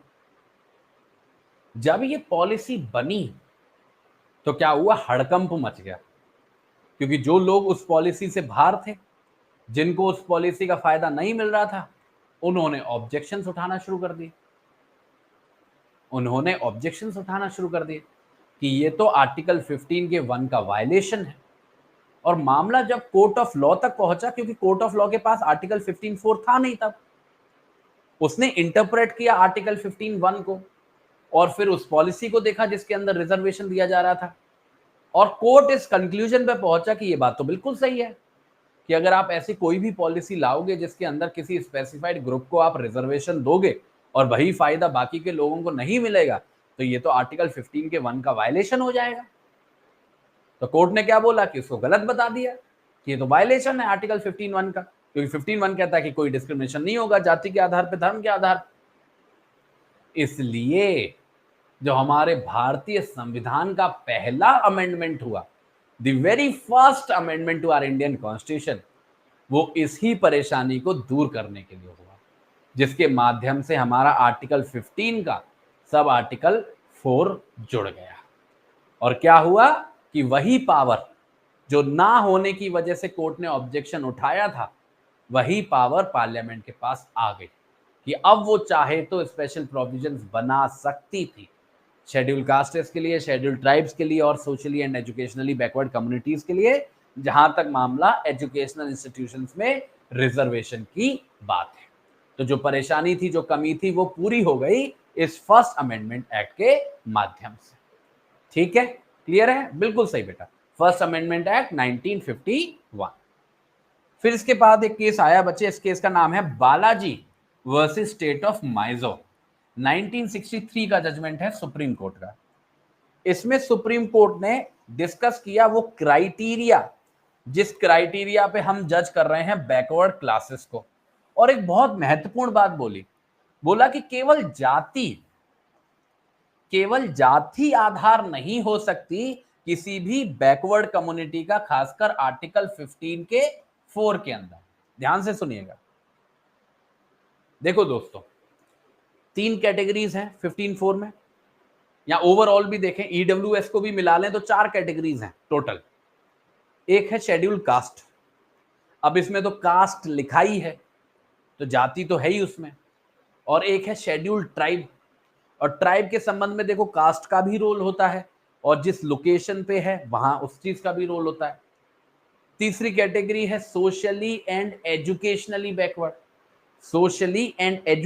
बैकवर्ड, और चौथी जो अब आ गई है 103वें अमेंडमेंट एक्ट से, वो है economically weaker section. Total 4 categories हैं। वुमेन है, इसके अलावा चिल्ड्रन है। अभी वुमेन और चिल्ड्रन को अलग रखते हैं, केवल इन 4 कैटेगरीज पे फोकस करते हैं। इनके संबंध में कानून के तहत स्पेशल प्रोविजंस बनाए जा सकते हैं। ठीक है, देखो शेड्यूल कास्ट के चक्कर में प्रॉब्लम नहीं है, वहां पे एक लिस्ट है। शेड्यूल ट्राइब में भी प्रॉब्लम नहीं है। ईडब्ल्यूएस का भी हमने चलो क्राइटेरिया बना दिया कि इतनी इनकम होनी चाहिए, उतना इनकम होना चाहिए। सबसे बड़ी परेशानी आती है सोशली एंड एजुकेशनली बैकवर्ड में, क्योंकि इसमें 2 शब्द हैं, एक है सोशल और एक है एजुकेशनल, और दोनों ही क्राइटेरिया एक दूसरे से अलग है। सामाजिक रूप से बैकवर्ड होना और शैक्षिक रूप से बैकवर्ड होना, ये एक दूसरे से जुड़ा हुआ हो सकता है, पर हमेशा दोनों मौजूद हों जरूरी नहीं है। ऐसा हो सकता है कि कोई वर्ग है जो सामाजिक रूप से पिछड़ा हुआ है पर शैक्षिक रूप से पिछड़ा हुआ नहीं है। यहाँ पर कोई ऐसा हो सकता है कि कोई वर्ग शैक्षिक रूप से तो पिछड़ा हुआ है पर सामाजिक रूप से पिछड़ा हुआ नहीं है। जैसे आपको बहुत फॉरवर्ड कम्युनिटीज मिल जाएंगी जहां पर अच्छा खासा उनका स्तर है समाज के अंदर, पर वो पढ़े लिखे नहीं है। ऐसे बहुत लोग आपको मिल जाएंगे, ऐसी बहुत कम्युनिटीज आपको मिल जाएंगी। तो ये दोनों का साथ में एग्जिस्ट करना बड़ा जरूरी होता है। इस केस में, बालाजी के केस में, एक सवाल उठा और वो सवाल ये था कि क्या हम केवल जाति को आधार मान सकते हैं सोशली या एजुकेशनली बैकवर्ड होने का? क्या हम ये बोल सकते हैं कि कोई भी एक्स जाति है, कोई भी एक्स जाति का जो व्यक्ति है उसको हम रिजर्वेशन दे देंगे इस आधार पर कि वो सोशली एंड एजुकेशनली बैकवर्ड है? देखो, जाति कोई सोशली बैकवर्ड तो हो सकती है, सामाजिक रूप से तो बैकवर्ड हो सकती है, मानो समाज में पिछड़ी हुई जाति है वो, तो वो सोशली तो बैकवर्ड हो जाएगी, पर वो एजुकेशनली बैकवर्ड है या नहीं? ज्यादातर केसेस में होगी, क्योंकि सोशली है तो एजुकेशनली भी होगी, पर हमेशा होगी इस बात की गारंटी नहीं है। तो केवल कास्ट को आधार मान लेना दोनों बैकवर्डनेस का, सोशल और एजुकेशनल, या फिर धर्म को आधार मान लेना गलत होगा। सबसे बढ़िया तरीका ये होता है कि हर एक स्पेसिफिक सर्कमस्टांस में हम बारी बारी से कम्युनिटीज को उठाएं और उनको जज करें कि क्या वो सोशली और एजुकेशनली दोनों लेवल पे बैकवर्ड हैं या नहीं। और जब वो दोनों लेवल पे बैकवर्ड हो तभी उनको फायदा दें। क्यों हम किसी जाति का नाम लिखें, क्यों हम बोलें कि ये वाली जो जाति है वो सोशली एंड एजुकेशनली बैकवर्ड मानी जाएगी, ये वाली जो जाति है वो नहीं मानी जाएगी? क्योंकि उससे क्या होगा कि ऐसा होगा कि उस जाति में कई ऐसे लोग होंगे जो पढ़े लिखे होंगे, हो सकता है वो सोशली बैकवर्ड हो, और ऐसी कई जातियां होंगी जो शायद सोशली बैकवर्ड ना हो पर उसमें कई सारे अनपढ़ होंगे। तो जाति के आधार पर रिजर्वेशन देना इस कैटेगरी में, सोशली एंड एजुकेशनल बैकवर्ड वाली कैटेगरी में, सही नहीं होगा। ये हमारा Balaji versus state of Mysore का जजमेंट है। ठीक है, क्लियर है? इसके बाद आता है हमारा महान जजमेंट, इंदिरा साहनी केस। इसको मंडल कमीशन केस भी बोलते हैं, मंडल कमंडल, सुना है आपने? लैंडमार्क जजमेंट है ओबीसी के रिजर्वेशन के ऊपर। और मैं आपको ये केस पढ़ा रहा हूं एक इंपॉर्टेंट पॉइंट की वजह से। बच्चे, इस केस के अंदर एक कैप की बात की गई, एक लिमिट की बात कही गई, और वो लिमिट है 50% की लिमिट। ध्यान से सुनिएगा। देखो, अभी ईडब्ल्यूएस को पिक्चर में नहीं लाएंगे क्योंकि ईडब्ल्यूएस तो अभी हुआ है, जजमेंट पुरानी है। अगर आपको इंदिरा साहनी की जजमेंट को पढ़ना है या समझना है तो आपको एक पॉइंट समझना पड़ेगा। दोस्तों देखो, जब भी हम वो इक्वालिटी और इक्विटी की डिबेट करते हैं और बोलते हैं equal should be treated equally, unequal should be treated unequally, ये बात बिल्कुल ठीक है, इसमें कोई परेशानी नहीं है। और ये जो सारे हम लोग कदम उठा रहे हैं कि रिजर्वेशन दे रहे हैं, स्पेशल प्रोविजंस बना रहे हैं, इन सब में भी कोई प्रॉब्लम नहीं है। बस जरूरी ये है कि समाज के अंदर बैलेंस बना रहे, सोसाइटी के अंदर बैलेंस बना रहे। देखो, किसी भी चीज को एक्सट्रीम में करना तो नुकसानदायक होता है, चाहे वो कितनी भी अच्छी चीज हो। ठीक है, फॉर एग्जाम्पल दूध पीना अच्छी चीज है, पर अगर आप दूध ही पीते रहोगे तो बीमार पड़ जाओगे, आपका पेट खराब हो जाएगा। या कोई भी और आप एग्जाम्पल ले लो, A to Z, वो चाहे जैसे पढ़ना बहुत अच्छा चीज है, पर आप पढ़ते ही रहोगे, पढ़ते ही रहोगे, पढ़ते ही रहोगे, तो क्या आप डिप्रेशन में चले जाओगे, बीमार हो जाओगे, है ना? तो गलत चीज है।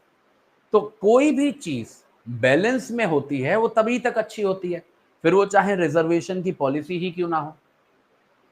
ये जो इंदिरा साहनी की जजमेंट है, इसने इसी बात पे एम्फेसाइज किया और बोला, देखो, आपको शेड्यूल कास्ट को रिजर्वेशन देना है, दो। शेड्यूल ट्राइब को रिजर्वेशन देना है, दो।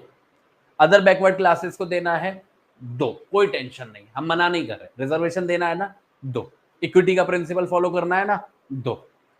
पर कोर्ट ने बोला एक बात ध्यान रखना, कहीं रिजर्वेशन देते देते इस हद तक मत चले जाना कि जो जनरल कम्युनिटी है उसके साथ डिस्क्रिमिनेशन होने लगे। वही माँ का एग्जाम्पल याद रखो, एक माँ है, उसके 3 बच्चे हैं, उसने पहले बच्चे को 3 रोटी दी है, दूसरे बच्चे को 2 रोटी दी है, तीसरे बच्चे को 1 रोटी दी है, और पहले बच्चे को 3 रोटी इसलिए दी है क्योंकि वो सुबह से भूखा है, तो ये ठीक है। पर अगर वो माँ 3 रोटी के बदले 6 की 6 रोटी उस पहले ही बेटे को दे देगी केवल इस वजह से क्योंकि वो सुबह से भूखा है, तो ये गलत हो जाएगा बाकी के 2 बच्चों के साथ।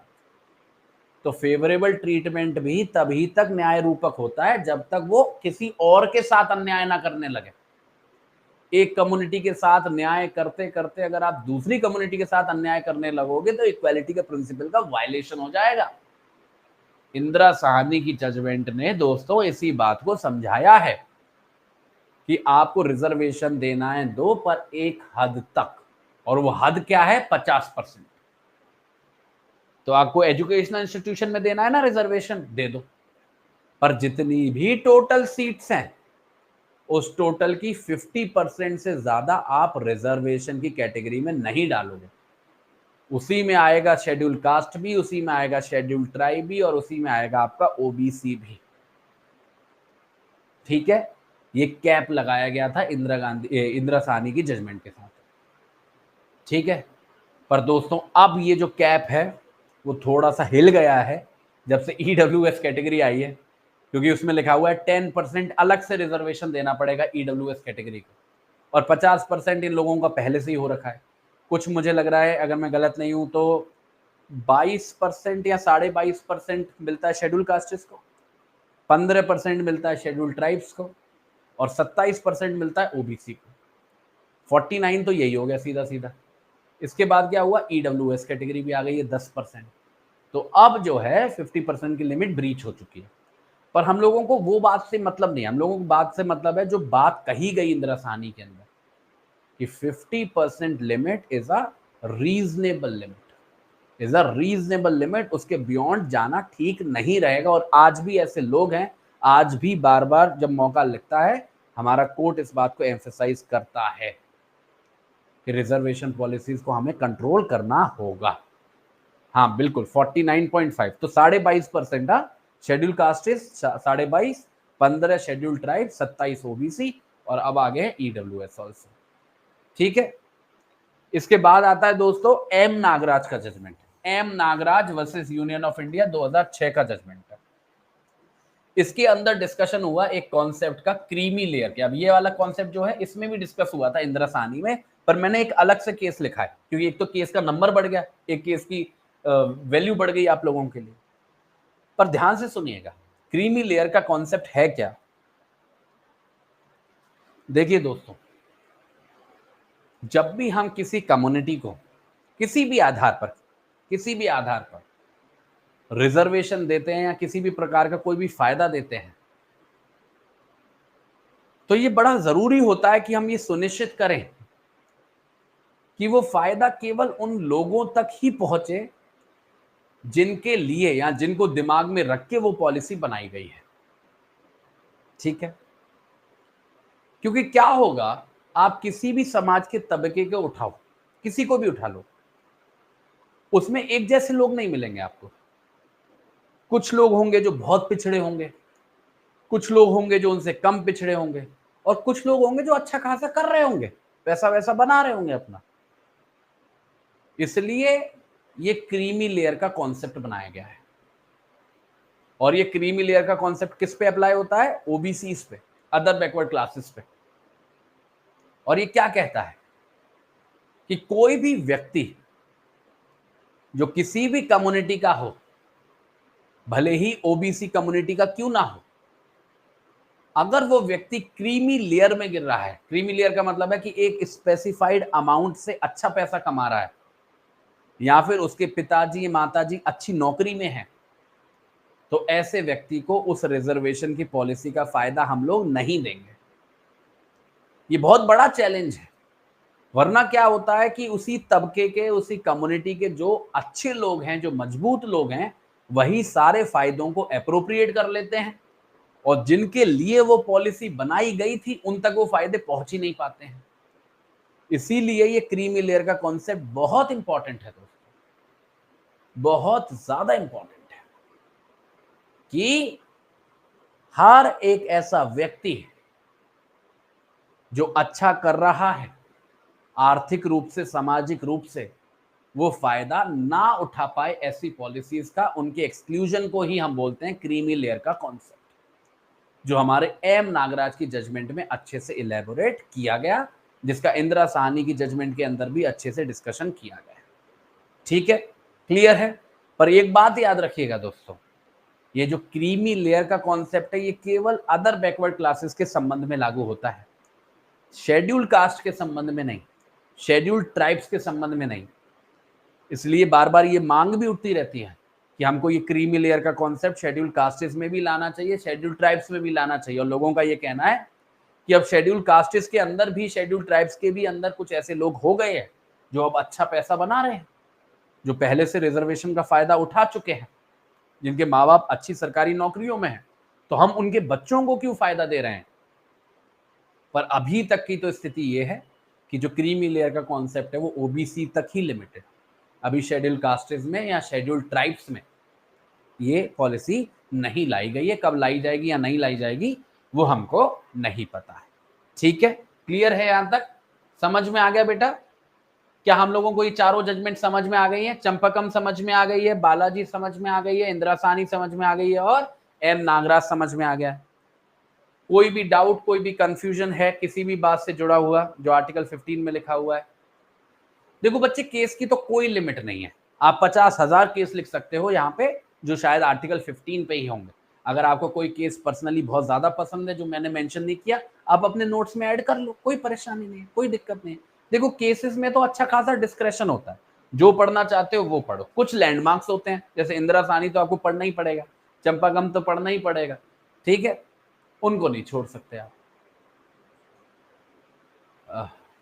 बच्चे ओबीसी की आपकी लिस्ट दिख जाएगी, हर एक राज्य की अलग लिस्ट होती है कि कौन कौन सी कम्युनिटीज ओबीसी कम्युनिटी में गिरेंगी, हर एक राज्य की अलग होती है। तो अगर आपको जानना है किसी भी राज्य में कौन कौन लोग ओबीसी में आते हैं, तो आपको वो गूगल पे मिल जाएगी लिस्ट, आप देख सकते हैं। अभी वर्टिकल हॉरिजॉन्टल रिजर्वेशन की कोई बात नहीं हो रही है, अभी सिंपल रिजर्वेशन की बात हो रही है कि जितनी भी सीट्स हैं उसमें से कुछ सीट्स हम लोग रिजर्व कर रहे हैं। अभी इतना कॉम्प्लिकेटेड मत बनाओ जब हम लोग बेसिक बातों के डिस्कशन कर रहे हैं।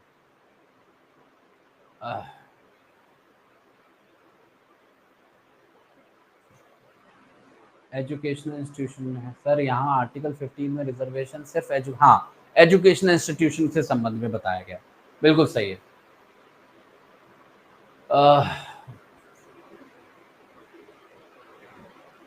ठीक है, चलो लगभग लगभग सभी लोगों को समझ में आ गया है। हाँ हाँ बिल्कुल सही। रिजर्वेशन का सबसे बड़ी समस्या, अच्छा समस्या वगैरह डिस्कस नहीं कर रहे हैं हम लोग, समस्याएं तो बहुत हैं बच्चे इस देश के अंदर, किस किस की चर्चा करेंगे, हमें तो कॉन्स्टिट्यूशन का सिलेबस भी खत्म करना है। ठीक है, तो अब बढ़ते हैं हम लोग अपने अगले आर्टिकल। बेटे नागराज में कुछ नहीं है, क्रीमी लेयर का कॉन्सेप्ट है, जिसको मैंने पिन पॉइंट किया है कि क्रीमी लेयर जो होगा वो एक्सक्लूडेड होगा, बस इतनी सी बात है। ठीक है, तो हम लोग 1 मिनट का ब्रेक ले रहे हैं, पानी वानी पी लो, 1 मिनट के बाद आर्टिकल 16 को शुरू करेंगे। आर्टिकल 16 भी बहुत बड़ा है, इसलिए थोड़ा सा ब्रेक ले लो, माइंड फ्रेश हो जाएगा। ठीक है, चलो 1 मिनट में शुरू करते हैं।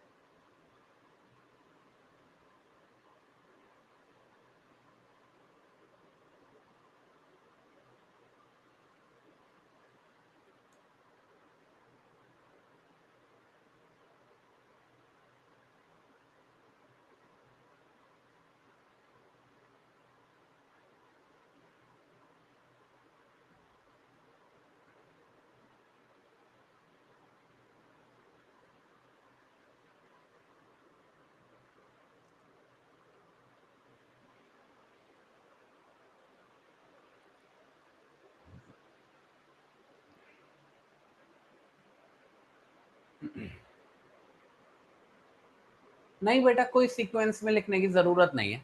देखो, दो चीजों को समझो, अभी क्या है, हम लोग चीज़ों को समझने की कोशिश कर रहे हैं, ठीक है? एक बार जब हम लोगों को ये चीज़ें समझ में आ जाएँगी ना, फिर आप अच्छी खासे तरीके से अपना डिस्क्रेशन यूज़ कर सकते हो कि आप कौन-सा केस पहले लिखना चाहते हो, कौन-सा केस बाद में लिखना चाहते हो, उससे कोई बहुत ज़्यादा फ़र्क नहीं पड़ता। इम्पोर्टेंट ये होता है कि देखो बच्चे, किसी भी सवाल में जो बात पूछी जा रही है, हम उसका जवाब दें। अब आप जवाब कैसे देते हो, कौन-सा केस पहले लिखते हो, कौन-सा केस बाद में लिखते हो, इस बातों से कोई फ़र्क नहीं पड़ता। बस आपके आंसर में एक फ्लो होना चाहिए कि एक बात पहले लिख दी, उसके बाद दूसरी बात, उसके बाद तीसरी बात। ऐसा नहीं हो कि आपने एक बात कुछ लिखी, फिर कुछ लिख दी, फिर कुछ लिख दी, फिर कुछ लिख दी, ऐसा नहीं। आप फ्लो में लिखो, और उसके लिए मैंने बोला ना, आंसर राइटिंग सबसे बढ़िया तरीका है। जितनी प्रैक्टिस करोगे उतना ही समझोगे कि किसी भी आंसर को कैसे लिखते हैं। बच्चे, मुझे नहीं पता बिहार में कैसे हो गया, मैं तो कॉन्स्टिट्यूशन पढ़ा रहा हूँ बेटा। सीधी सी बात बताऊं, जजमेंट में जो लिखा है वो बता देता हूँ, आर्टिकल में जो लिखा है वो बता देता हूँ। अब कौन से स्टेट की क्या पॉलिसी है, वहां पे क्या पॉलिटिक्स चल रही है, कुछ नहीं कह सकता। मैं तो आप लोगों को भी कहूंगा कि ये सब बातें आप अपने एग्जाम में मत लिख के आना। एग्जाम हमारा संविधान के ऊपर है, हमें संविधान तक ही लिमिट रखना चाहिए अपने आप को। ठीक है, क्लियर है? चले, आ जाओ। अब आ जाओ बेटा आर्टिकल 16 पे। आर्टिकल 16 का सब आर्टिकल 1। सबसे पहली बात जो आपको आर्टिकल 16 के बारे में समझनी है, ये बात करता है एम्प्लॉयमेंट की। किसकी बात करता है? एम्प्लॉयमेंट की। अच्छा, आप सभी लोगों से मैं एक बात पूछता हूं, और ये मैं लगभग अपने सभी बच्चों से आज तक ये बात पूछी है। बच्चों, मैं आपसे एक सवाल पूछता हूं बेसिकली। बच्चे, आप लोग क्यों पढ़ रहे हो? एजुकेशन क्यों करते हैं? कल को आपका बेबी होगा, आप उसको कुछ कराओ ना कराओ, उसका स्कूल में एडमिशन जरूर कराओगे। बेटा, क्यों कराते हो आप? ठीक है, अब देखा, पैसा कमाना है, नौकरी, employment, knowledge, making better status in society, knowledge, job, personality development, good. अच्छा चलो, ये सब बता दिए। अब एक बात और बताओ, सबसे इंपॉर्टेंट क्या है? जब कोई माँ बाप अपने बच्चे को स्कूल में लेके जा रहे हैं, तो उनके लिए सबसे महत्वपूर्ण क्या है? एम्प्लॉयमेंट है, पर्सनैलिटी डेवलपमेंट है, नॉलेज है, बिहेवियर है, मनी है, क्या है? विजडम है। सबसे इंपॉर्टेंट क्या है? पावर। एजुकेशन से पावर। मेरे पे तो नहीं आ रही यार, बहुत एजुकेशन हो गई, पीएचडी भी पीएचडी भी कर ली, पावर तो आ नहीं रही। हाँ, डिसिप्लिन, गुड सैलरी। देखो, ध्यान से सुनना। किसी के लिए किसी भी एजुकेशन का क्या ऑब्जेक्टिव है, ध्यान से सुनना। किसी के लिए किसी भी एजुकेशन का क्या ऑब्जेक्टिव है, वो बहुत हद तक निर्भर करता है उसकी परिस्थितियों पर। जैसे आप लोग इतने सारे बच्चे हो, इतने अलग अलग आंसर्स दे रहे हो। ये पता है अलग अलग आंसर्स क्यों आ रहे हैं, सबके एक जैसे आंसर्स क्यों नहीं आ रहे? क्योंकि आप सभी लोगों की परिस्थितियां अलग अलग है। जैसे मैं आपको एग्जांपल देता हूँ, अगर कोई रिक्शा चलाने वाला आदमी है, जो रिक्शा चलाता है, रिक्शा भी उसका किराए का रिक्शा है, वो किसी से किराए पे उठाता है, फिर पूरे दिन चलाता है। अब सरकार ने ये राइट टू एजुकेशन दे दिया है, तो फ्री में स्कूल में एजुकेशन हो जा रही है बच्चों की। तो वो अपने रिक्शे से रोज सुबह अपने बेटे को छोड़ने जाता है। कहाँ पे? स्कूल पे। तो जब वो रिक्शा चला के छोड़ने जा रहा होता है अपने बच्चे को स्कूल के अंदर, तो उसके दिमाग में सबसे महत्वपूर्ण बात क्या होती है? कि ये होती है कि ये बच्चा पढ़ लिख जाएगा तो इसकी नौकरी लग जाएगी, इसकी नौकरी लग जाएगी, ये अच्छा पैसा कमाएगा, इसको कल को रिक्शा नहीं चलाना पड़ेगा मेरी तरीके से। ठीक है, क्योंकि वो उसकी परिस्थिति है। ऐसी कोई मिडिल क्लास माँ बाप हैं जो नौकरियां करते हैं, वो भी जब अपने बच्चों को लेके जाते हैं, उनका भी पर्पस यही होता है कि मेरा बेटा कल को नौकरी करेगा, सेल्फ सस्टेन्ड बनेगा, हम उसकी एजुकेशन अच्छे से करा दें, इतना ही काफ़ी है, हम पे बहुत ज़्यादा पैसा तो है नहीं। पर सोचो, आप एक बात सोचो, अगर नौकरी ही पर्पस होता नौकरी ही पर्पस होता तो ये इतने बड़े बड़े फिल्म स्टार्स हैं, इतने बड़े बड़े इंडस्ट्रियलिस्ट हैं, अंबानी हैं, टाटा हैं, ये लोग अपने बच्चों को इतना बड़ा बड़ा स्कूल में क्यों पढ़ाते हैं? इनको नौकरी की जरूरत है? इतना पैसा खर्च करते हैं अपनी, देखो सचिन तेंदुलकर के बच्चे देखो, शाहरुख खान के बच्चे देखो, अंबानी जी के बच्चे देखो, टाटा जी खुद देखो, कहाँ कहाँ से वो पढ़े हैं। वो क्यों गए स्कूल, वो क्यों गए कॉलेज, और एक से एक प्रोफेशनल कोर्सेज करे हैं उन्होंने। ऐसा नहीं है कि टाइम पास किया है, प्रोफेशनल कोर्सेज करे हैं एक से एक। क्यों किया? क्योंकि उनके लिए एजुकेशन का मतलब क्या है, जो बाकी की बातें आप बता रहे हो, पर्सनैलिटी डेवलपमेंट, स्किल्स, नॉलेज। तो किसी के लिए एजुकेशन का पर्पस क्या है, ये उसकी परिस्थितियों पर निर्भर करता है। जैसे मानिए कोई भी आदमी है, कोई भी व्यक्ति है जिसका अच्छा खासा बिजनेस है, जैसे एक लाला जी है, उनके बहुत बढ़िया दुकान है, बहुत बढ़िया दुकान चलती है उनकी चांदनी चौक में फॉर एग्जाम्पल, बढ़िया सुबह से शाम तक कुछ नहीं तो कुछ नहीं 2-3 हज़ार कचौड़ियाँ समोसे बेच देते हैं, एक दिन में कमाते हैं 5 लाख रुपए। सोचो, अब वो अपने बच्चे को जब स्कूल छोड़ने जा रहे हैं तो वो भगवान से ये दुआ मांगते होंगे, पता है तुम्हें?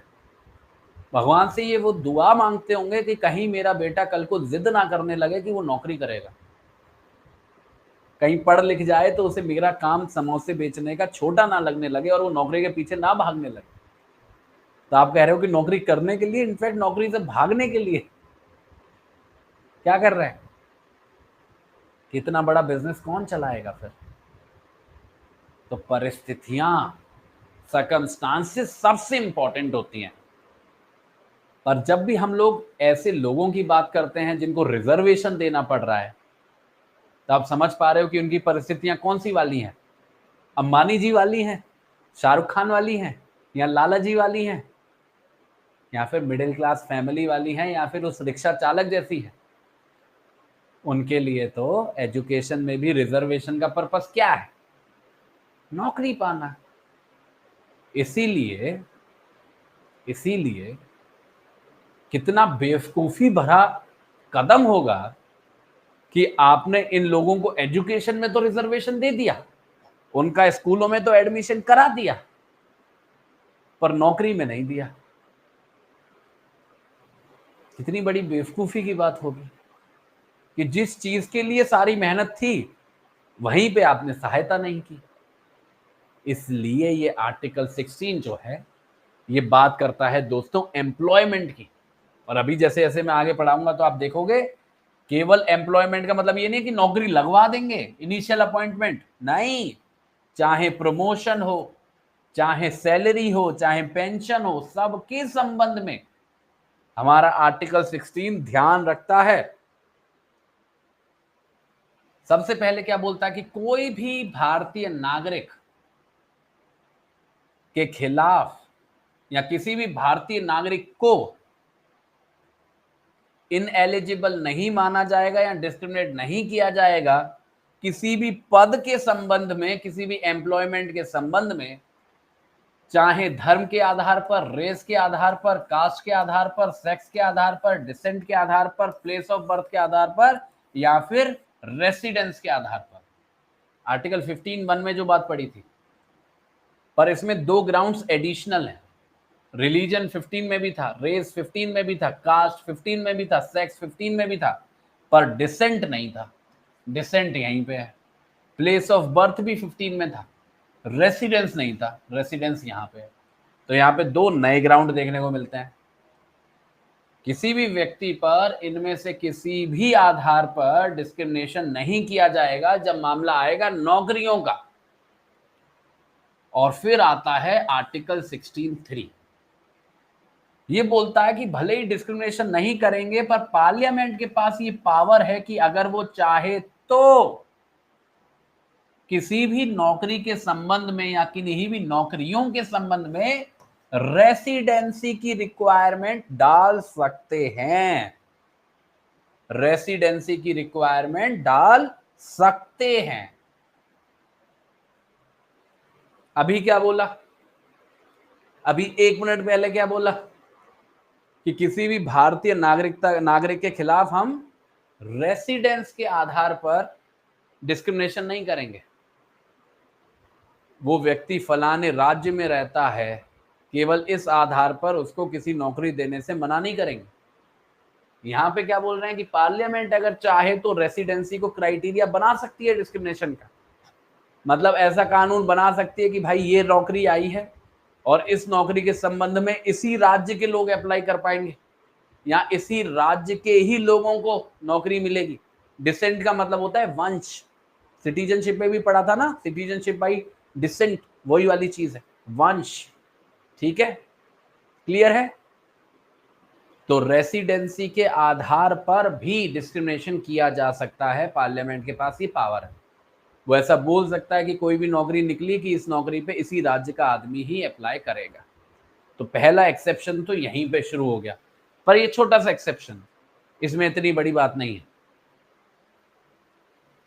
फिर देखिए 16 के 4 को, ये बात करता है रिजर्वेशन की बैकवर्ड क्लासेस के लिए। पर इसमें सबसे ज्यादा जरूरी क्या है? जरूरी यह है कि ऐसी बैकवर्ड क्लास जो एडुकेटली रिप्रेजेंटेड नहीं है।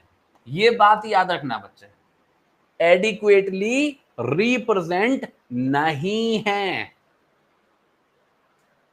सबसे पहला फर्क, अगर आप इसको आर्टिकल 15 से कंपेयर करोगे तो सबसे पहला फर्क तो दोस्तों आपको यह देखने को मिलेगा कि यहां पे जो एक्सप्रेशन यूज किया जा रहा है वो किया जा रहा है बैकवर्ड क्लासेस। क्या किया जा रहा है? Backward classes. वहां क्या किया जा रहा था? Socially and educationally backward. यहां पे सिंपली क्या किया जा रहा है? Backward classes. और केवल बैकवर्ड क्लासेस क्राइटेरिया यूज नहीं किया जा रहा है, उसके साथ एक और लाइन जोड़ दी जा रही है जो उससे भी ज्यादा महत्वपूर्ण है। ऐसी बैकवर्ड क्लासेस जो एडिक्वेटली रिप्रेजेंटेड नहीं है, जो मतलब पूरी हद तक, जिस हद तक उनका रिप्रेजेंटेशन होना चाहिए नौकरियों में, उतना रिप्रेजेंटेशन नहीं है। तो केवल बैकवर्ड होना काफी नहीं होने वाला है 16 के अंदर। 16 के अंदर दोस्तों ये भी चाहिए होगा कि वो जो कम्युनिटी है जिसके लिए आप रिजर्वेशन ला रहे हो नौकरियों के अंदर, वो एडिक्वेटली रिप्रेजेंटेड ना हो। तो ऐसा हो सकता है कि कोई बैकवर्ड कम्युनिटी है, बैकवर्ड क्लास है अकॉर्डिंग टू द क्राइटेरिया, पर उसका रिप्रेजेंटेशन अगर नौकरियों में पहले से ही अच्छा खासा है तो उसको हम लोग रिजर्वेशन पॉलिसी का फायदा नहीं देंगे। केवल ऐसी बैकवर्ड क्लासेस को देंगे जो एडिक्वेटली रिप्रेजेंटेड नहीं है, एडिक्वेटली रिप्रेजेंटेड नहीं है। ठीक है, इसके बाद आता है आर्टिकल 16 का 4A। 4A ये बात करता है दोस्तों प्रमोशन की। अब प्रमोशन के संबंध में एक बात को आपको यह समझना पड़ेगा कि आर्टिकल 16 4A का जो फायदा है वो केवल और केवल शेड्यूल्ड कास्ट्स को मिलता है और शेड्यूल्ड ट्राइब्स को मिलता है, जो बाकी की बैकवर्ड कम्युनिटीज हैं उनको नहीं मिलता है। तो देखो, जब भी मैं बात करता हूं रिजर्वेशन की, ध्यान से सुनना, जब भी मैं बात करता हूं दोस्तों रिजर्वेशन की एम्प्लॉयमेंट के संबंध में, तो एम्प्लॉयमेंट को अलग अलग तरीके से समझा जा सकता है। देखो, एक तो हो गया एम्प्लॉयमेंट का मतलब कि मेरी नौकरी लग गई, इनिशियल अपॉइंटमेंट, कि नौकरियां लग रही हैं पहली बार, तो हमने उस नौकरियों के अंदर रिजर्वेशन कर दी है कि भाई ये शेड्यूल कास्ट का रिजर्वेशन, ये शेड्यूल ट्राइब का, ये बैकवर्ड क्लासेस का, ऐसे करके रिजर्वेशन कर दी। पर दोस्तों आर्टिकल 16 केवल इनिशियल अपॉइंटमेंट तक सीमित नहीं है। जैसे कि ये जो आप देख रहे हो अपने सामने 4A, ये प्रमोशन में रिजर्वेशन दे रहा है। नौकरी लग चुकी है, नौकरी कर रहे हैं अच्छा खासा, अब उस नौकरी के अंदर जो प्रमोशन मिलेगा उसमें भी रिजर्वेशन दिया जाएगा। पर ये जो प्रमोशन के संबंध में रिजर्वेशन मिलेगा बेटा, वो केवल शेड्यूल्ड कास्ट्स को मिलेगा और शेड्यूल्ड ट्राइब्स को मिलेगा। ठीक है, क्लियर है ये वाली बात? दूसरी बात, ये जो रिजर्वेशन मिलेगा, ये मिलेगा दोस्तों कॉन्सिक्वेंशियल सीनियरिटी के साथ। किसके साथ मिलेगा? कॉन्सिक्वेंशियल सीनियरिटी के साथ। कॉन्सिक्वेंशियल सीनियरिटी का मतलब क्या है? कॉन्सिक्वेंशियल सीनियरिटी का मतलब है दोस्तों एक ऐसी परिस्थिति जहां पर जिस भी व्यक्ति का प्रमोशन पहले हुआ, जिस भी व्यक्ति का प्रमोशन पहले हुआ, तो उस प्रमोशन की लेवल पे वही सीनियर माना जाएगा, चाहे ओरिजिनल लेवल पे कोई भी सीनियर रहा हो, पर प्रमोशनल लेवल पे वही सीनियर माना जाएगा। समझ में आया? नहीं आया? देखो एग्जाम्पल से समझाता हूं। देखो मानो एक व्यक्ति है जो शेड्यूल कास्ट कम्युनिटी का है, ठीक है, उसकी नौकरी लगी है मानो 2000 में, सन 2000 में, ठीक है। एक व्यक्ति है जो जनरल कम्युनिटी का है, मानो उसकी नौकरी लगी है 1998 में, ठीक है। अभी ये लोग एक ही लेवल पे है, दोनों लोग एक ही लेवल पे हैं। तो इस लेवल पे तो वो जो जनरल कम्युनिटी का बंदा है वो सीनियर है, 2 साल सीनियर है। ये जो शेड्यूल कास्ट कम्युनिटी का है ये बंदा जूनियर है, ये बंदा जूनियर है। अब मानो क्योंकि प्रमोशन में भी रिजर्वेशन मिल रहा है, तो ये जो शेड्यूल कास्ट कम्युनिटी का बंदा है इसका प्रमोशन हो गया 2004 में, इस लेवल पे पहुंच गया ये 2004 में रिजर्वेशन की वजह से। ये जो जनरल कम्युनिटी का बंदा है इसका प्रमोशन हो पाया अगली लेवल पे 2005 में। इसका जो रिजर्वेशन हो पाया दोस्तों वो हो पाया 2005 में। तो ये ओरिजिनल लेवल पे आप देखो, ये बंदा सीनियर था, जनरल कम्युनिटी वाला बंदा ये जूनियर था, पर इस लेवल पे कौन पहले पहुंचा है? ये वाला बंदा, शेड्यूल कास्ट वाला बंदा पहले पहुंचा है क्योंकि उसका प्रमोशन पहले हुआ है, और ये बंदा बाद में पहुंचा है। तो इस लेवल पे दोस्तों ये सीनियर माना जाएगा, ना कि ये, भले ही ओरिजिनली ये सीनियर था पर प्रमोशनल लेवल पे ये सीनियर माना जाएगा। इसी को बोलते हैं कॉन्सिक्वेंशियल सीनियरिटी। तो केवल प्रमोशन नहीं होगा रिजर्वेशन के आधार पर, प्रमोशन के साथ साथ कॉन्सिक्वेंशियल सीनियरिटी भी मिलेगी, ठीक है। और ये वाली जो बात है प्रमोशन में रिजर्वेशन वाली, ये आई थी 77th अमेंडमेंट एक्ट से, और कॉन्सिक्वेंशियल सीनियरिटी वाली बात आई थी 85th अमेंडमेंट एक्ट से 2001 में, और ये 1995 में, ठीक है। क्लियर है? समझ में आ गया? प्रमोशन में रिजर्वेशन और कॉन्सिक्वेंशियल सीनियरिटी वाली बात समझ में आ गई? अच्छा, ये बहुत इनजस्टिस है क्या करें बेटा, this is all subject matter of public policy.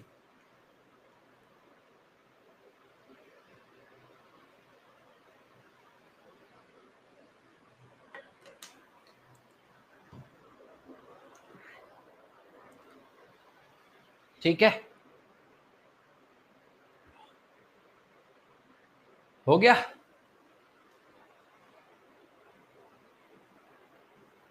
All clear? कोई डाउट नहीं, कोई कंफ्यूजन नहीं? कोई बात समझ में नहीं आए रिपीट करना है, वीडियो आपके पास है, 50 बार देखना भाई, क्या टेंशन है, कोई टेंशन नहीं लेनी है।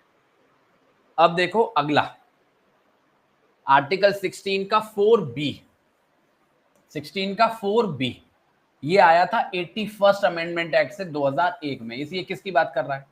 ये बात कर रहा है बैकलॉग वैकेंसी की, मतलब अनफिल्ड वैकेंसी की। क्या बोल रहा है कि मान लो किसी साल में, ध्यान से सुनना बच्चे, ध्यान से सुनोगे तो एक बार में समझ आएगा, बिना एग्जाम्पल के समझ में आएगा।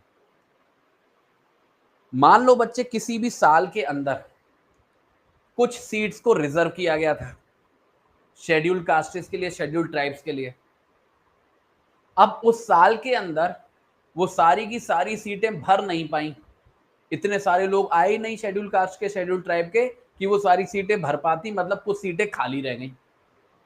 अब अगली साल फिर से नौकरियां निकली, तो ये जो हमारा 4B है वो ये कह रहा है कि अगली साल जब फिर से नौकरियां निकली हैं तो ये जो पहली वाली जो सीट्स खाली रह गई हैं रिजर्वेशन वाली, उनको भी अगली साल हम लोग निकाल देंगे नई वाली सीट्स के साथ में। और जो ये जो पुरानी वाली सीट्स को हम बैकलॉग को दोबारा लेके आ रहे हैं नए वाले साल में, उनको हम लोग काउंट नहीं करेंगे। 50% की जो लिमिट लगाई थी ना इंदिरा साहनी के जजमेंट में, जो 50% की कैप है, उसके लिए उसे काउंट नहीं करेंगे। 50% के कैप के लिए केवल वही सीटें काउंट होंगी जो उस साल नहीं आई हैं। पुरानी वाली जो घूम फिर के दोबारा आ रही हैं उनको काउंट नहीं करेंगे, बैकलॉग वाली को काउंट नहीं करेंगे। समझ में आया? फिर से एग्जाम्पल चाहिए? समझ में आई बात? कि अगर कोई अनफिल्ड वैकेंसी रह गई थी तो उसको अगले साल दोबारा लाएंगे और उसको काउंट नहीं करेंगे 50% की लिमिट के लिए। 50% की लिमिट के लिए केवल नई सीटें काउंट होंगी। हाँ बिल्कुल, कैरी फॉरवर्ड रूल। नहीं समझ में आया? नो नो देखो कितनी जल्दी करते हो तुम लोग। हाँ देखो एग्जाम्पल ले लेते हैं। मानो दोस्तों साल चल रहा है 2000, चलो 2005 कर देते हैं, ठीक है, 2005 साल चल रहा है। 2005 साल में टोटल 100 सीट्स थी। मैं केवल समझाने के लिए बता रहा हूं, ठीक है, केवल समझाने के लिए। मानो 100 सीट्स थी जो रिजर्व थी शेड्यूल कास्टेस के लिए फॉर एग्जांपल, और उसमें से क्या हुआ कि 100 सीट्स में से मानो 50 सीट कह रहा हूं, 20 सीटें रिजर्व थी शेड्यूल कास्टेस के लिए, और उन 20 सीटों में से 10 ही भर पाई, 10 खाली रह गई। तो 2005 में टोटल 100 सीट्स थी जिसमें से 20 सीटें रिजर्व थी शेड्यूल कास्टेस के लिए, जिसमें से केवल 10 ही भर पाई, 10 खाली रह गई। अब 2006 आ गया, 2006 में भी वही हो रहा है। टोटल 100 सीट्स हैं, 20 रिजर्व्ड हैं शेड्यूल कास्टेस के लिए, नई सीट्स 20। ये जो 4B कह रहा है कि वो जो नई सीट्स हैं 20 वो तो रहेंगी रहेंगी शेड्यूल कास्टेस के लिए, जो पुरानी वाली 10 खाली रह गई थी उनको भी हम लोग 2006 में ही भरेंगे। तो 20 तो हो गई नई सीट्स और 10 हो गई ये पुरानी वाली, और ये जो 10 है इसको हम 50% के कैप के लिए काउंट नहीं करेंगे, क्योंकि मानो ये जो 20 सीटें हैं ये तो केवल शेड्यूल कास्ट के लिए हैं, अभी शेड्यूल ट्राइब्स के लिए भी होंगी, बाकी की ओबीसी के लिए भी होंगी, तो लगभग 50% तक मामला पहुंच जाएगा। अगर हम इन 10 को भी इंक्लूड कर लेंगे जो पिछली साल वाली हैं तो 50% की लिमिट क्रॉस हो जाएगी। इसलिए जो बैकलॉग वाली वैकेंसी होती है जो पिछली साल से आगे बढ़ाई जा रही होती है उनको हम लोग काउंट नहीं करते 50% की लिमिट के लिए, क्योंकि वो तो पिछली बार काउंट हो चुकी है, पिछली बार वो काउंट हो चुकी है 50% की लिमिट के लिए, उनको दोबारा हम लोग काउंट नहीं करेंगे। ठीक है, ये कब हुआ? 81st अमेंडमेंट एक्ट से 2001 के अंदर। ठीक है, क्लियर है? फिर आता है दोस्तों क्लॉज 5। इसमें क्या बोला जा रहा है कि ऐसा कुछ भी नहीं है इस आर्टिकल के अंदर जो किसी कानून को रोके, जो कानून बोलता हो कि मानो कोई भी पद है, कोई भी ऑफिस है जो किसी धर्म से जुड़ा हुआ है या फिर किसी भी धार्मिक संस्थान से जुड़ा हुआ है, डिनोमिनेशनल इंस्टीट्यूशन से जुड़ा हुआ है, ठीक है, कि वो व्यक्ति किसी पर्टिकुलर धर्म का होगा या किसी पर्टिकुलर डिनोमिनेशन का होगा। मतलब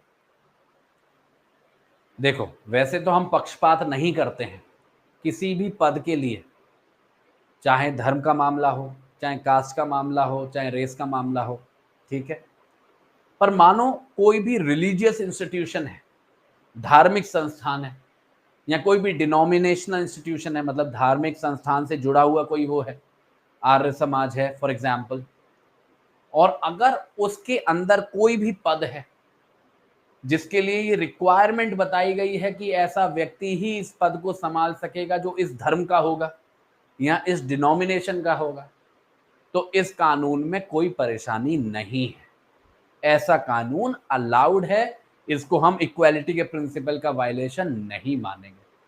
तो अगर किसी भी ऑफिस के संबंध में ऐसा कोई भी नियम है कि किसी व्यक्ति, कोई किसी धर्म विशेष का ही व्यक्ति उस पद को संभाल सकता है किसी भी धार्मिक संस्थान के संबंध में या डिनोमिनेशनल इंस्टीट्यूशन के संबंध में, तो उसमें कोई प्रॉब्लम नहीं है। ये बात कहां से आती है? आर्टिकल 16 के 5 से आती है। ठीक है, और आखिरी बात वही ईडब्ल्यूएस कैटेगरी वाली, कि जहां पे बात अपॉइंटमेंट्स की आएगी वहां पे भी जो इकोनॉमिकली वीकर सेक्शंस हैं उनके लिए हम रिजर्वेशन देंगे 10% तक। ठीक है, 10% तक, वही सेम अमेंडमेंट 103 अमेंडमेंट हमारे इंडियन कॉन्स्टिट्यूशन का जो ईडब्ल्यूएस कैटेगरी के लिए रिजर्वेशन बना रहा है एम्प्लॉयमेंट्स में 10% तक की लिमिट के साथ। ठीक है, क्लियर है? अब मुझे फटाफट से बता दो कि आर्टिकल 16 समझ में आ गया आप सभी लोगों को? Sub article 1, sub article 2, sub article 3, sub article 4, sub article 5 और सब आर्टिकल 6। देखो दोनों ही बड़े बड़े आर्टिकल से मैं मान रहा हूं और कई सारी बातें मैंने आपको एक साथ बता भी दी है।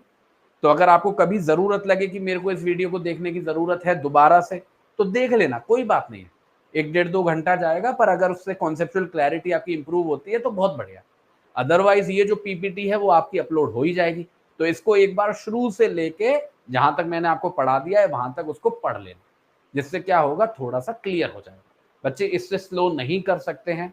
इंडियन कॉन्स्टिट्यूशन एक बड़ा सब्जेक्ट है, हम बिल्कुल सही पेस पे चल रहे हैं, जहां पे जितना मैं आपको समझा सकता हूं उतना समझाता हुआ चल रहा। ठीक है, क्लियर है? चलो अब मैं और नहीं पढ़ा रहा, परेशान मत हो, कोई टेंशन मत लो, ठीक है, आराम से, कोई टेंशन नहीं, आराम से। अब देखो, हमारा जो इक्वालिटी का जहां तक बात है, इक्वालिटी का जहां तक प्रिंसिपल है, उसमें रह गए। इसमें एक बार देख लेता हूं, हाँ केस और हैं। अच्छा 1 2 3 केस कवर करा दूं, आर्टिकल 16 वाले तो कवर करा ही दूं, फिर 17 से शुरू कर लेंगे हम लोग अगली क्लास में, ठीक है? 2 मिनट लगेगा बस। एक केस है दोस्तों, state of Kerala versus NM Thomas, 1976 का केस है सुप्रीम कोर्ट का। इसमें बोला गया कि ये जो प्रिंसिपल ऑफ इक्वालिटी है आर्टिकल 16 के अंदर, इसके अंदर एम्प्लॉयमेंट के सारे एस्पेक्ट्स आ जाते हैं। वो हमने डिस्कस भी कर लिया। उसमें इनिशियल एम्प्लॉयमेंट भी आ जाता है, उसमें प्रमोशन भी आ जाता है, उसमें सैलरी वगैरह भी आ जाती है। ये कहां पे लिखा गया था? एनएम थॉमस में। एक दूसरा जजमेंट है R Chitralekha versus state of Mysore का, 1964 का जजमेंट है सुप्रीम कोर्ट का। इसमें सुप्रीम कोर्ट ने क्लैरिफाई किया कि जो रिजर्वेशन की परमिसिबल लिमिट्स हैं एजुकेशनल इंस्टीट्यूशंस के अंदर, वो ध्यान रखो कि आप सोशल जस्टिस का प्रिंसिपल वायलेट ना हो उनसे, इनफैक्ट वो प्रमोट होना चाहिए, और मार्जिनलाइज कम्युनिटीज का जो है वो भला होना चाहिए। तो ये आर चित्रलेखा वाला जजमेंट है, ये आप आर्टिकल 15 में यूज कर लेना 16 के बदले, क्योंकि इसमें एजुकेशनल इंस्टीट्यूशंस की बात हो रही है ना। तो देखो हम लोग ये क्यों बना रहे हैं सारे प्रावधान, जिससे समाज में न्याय हो सके। तो उसी को पर्सपेक्टिव में रखते हुए, उसी को पर्सपेक्टिव में रखते हुए हमें अपनी पॉलिसी के साथ आगे बढ़ना चाहिए, और कुछ भी ऐसा नहीं करना चाहिए जिसमें समाज में विसंगति आए। इसके बाद आता है Ashok Kumar Thakur judgment versus state of Bihar, 1995 का जजमेंट है। इसमें बात की गई क्रीमी लेयर की, क्रीमी लेयर के कॉन्सेप्ट की, और क्रीमी लेयर का कॉन्सेप्ट क्योंकि यहां पे भी अप्लाई होगा, और बोला गया कि वही जो मोस्ट डिजर्विंग लोग हैं उन तक ही फायदा पहुंचना चाहिए। तो बहुत जरूरी है किसी भी पॉलिसी के इफेक्टिव पनिशमेंट के लिए कि हम एंश्योर करें कि जो बेनिफिट है रिजर्वेशन का सही में उन्हीं लोगों तक पहुंचे जिनको दिमाग में रखते हुए वो पॉलिसी बनाई गई है, जिसके लिए ये जरूरी है कि वो सारे लोग जिनको उस पॉलिसी की जरूरत नहीं है उनको एक्सक्लूड किया जा सके। तो आपके क्रीमी लेयर पे भी 2 केस हो गए अच्छे खासे, तो कोई टेंशन नहीं है। चलो अब हम लोग यहीं पे रुक जाते हैं। अब अगले सेशन को हम लोग आर्टिकल 17 से शुरू करेंगे, फिर 18 को पढ़ेंगे और अपने डिस्कशन को और आगे एक्सटेंड कर देंगे 19, 20, 21, 22 जितना पढ़ पाएंगे उस हिसाब से। अब मुझे एक बार आखिरी बार बता दो, आप लोगों को बार बार परेशान करता हूं, जो भी कुछ हम लोगों ने आज डिस्कस किया आर्टिकल 14 में, 15 में, 16 में, 17, 16 तक, क्या आप सभी लोगों को क्लियर हुआ? बच्चे केस लॉज वगैरह की चिंता मत करो, अभी तो जो समझने की कोशिश करना है वो समझ में आता जाए। अगर कोई आगे पीछे हो जाएगा, छूट जाएगा, तो कोई बड़ी बात नहीं है कि स्पेशल क्लास लगा के केस लॉस को सबको निपटा दिया जाएगा, कोई हेडेक नहीं लेनी। आप बस चलते चलो, समझते चलो चीजों को, ठीक है? क्लियर है? चलो बहुत बढ़िया दोस्तों, कल मेरी क्लास नहीं होगी, कल मैं किसी कारणवश छुट्टी पे हूँ, लीव पे हूँ, थोड़ी सी मेरी तबीयत अभी नहीं हो पा रही है, मुझे नहीं पता, तो कल मैं थोड़ा सा कंसल्ट करने जाऊंगा डॉक्टर्स को, तो कल मैं अवेलेबल नहीं होऊंगा बच्चों, पर परसों मैं आप लोगों की दोबारा से क्लास लूंगा और अपना जो सफर है इसी तरीके से कंटिन्यू होता रहेगा, ठीक है? चलिए बहुत बहुत धन्यवाद आप सभी लोगों का, थैंक यू सो मच।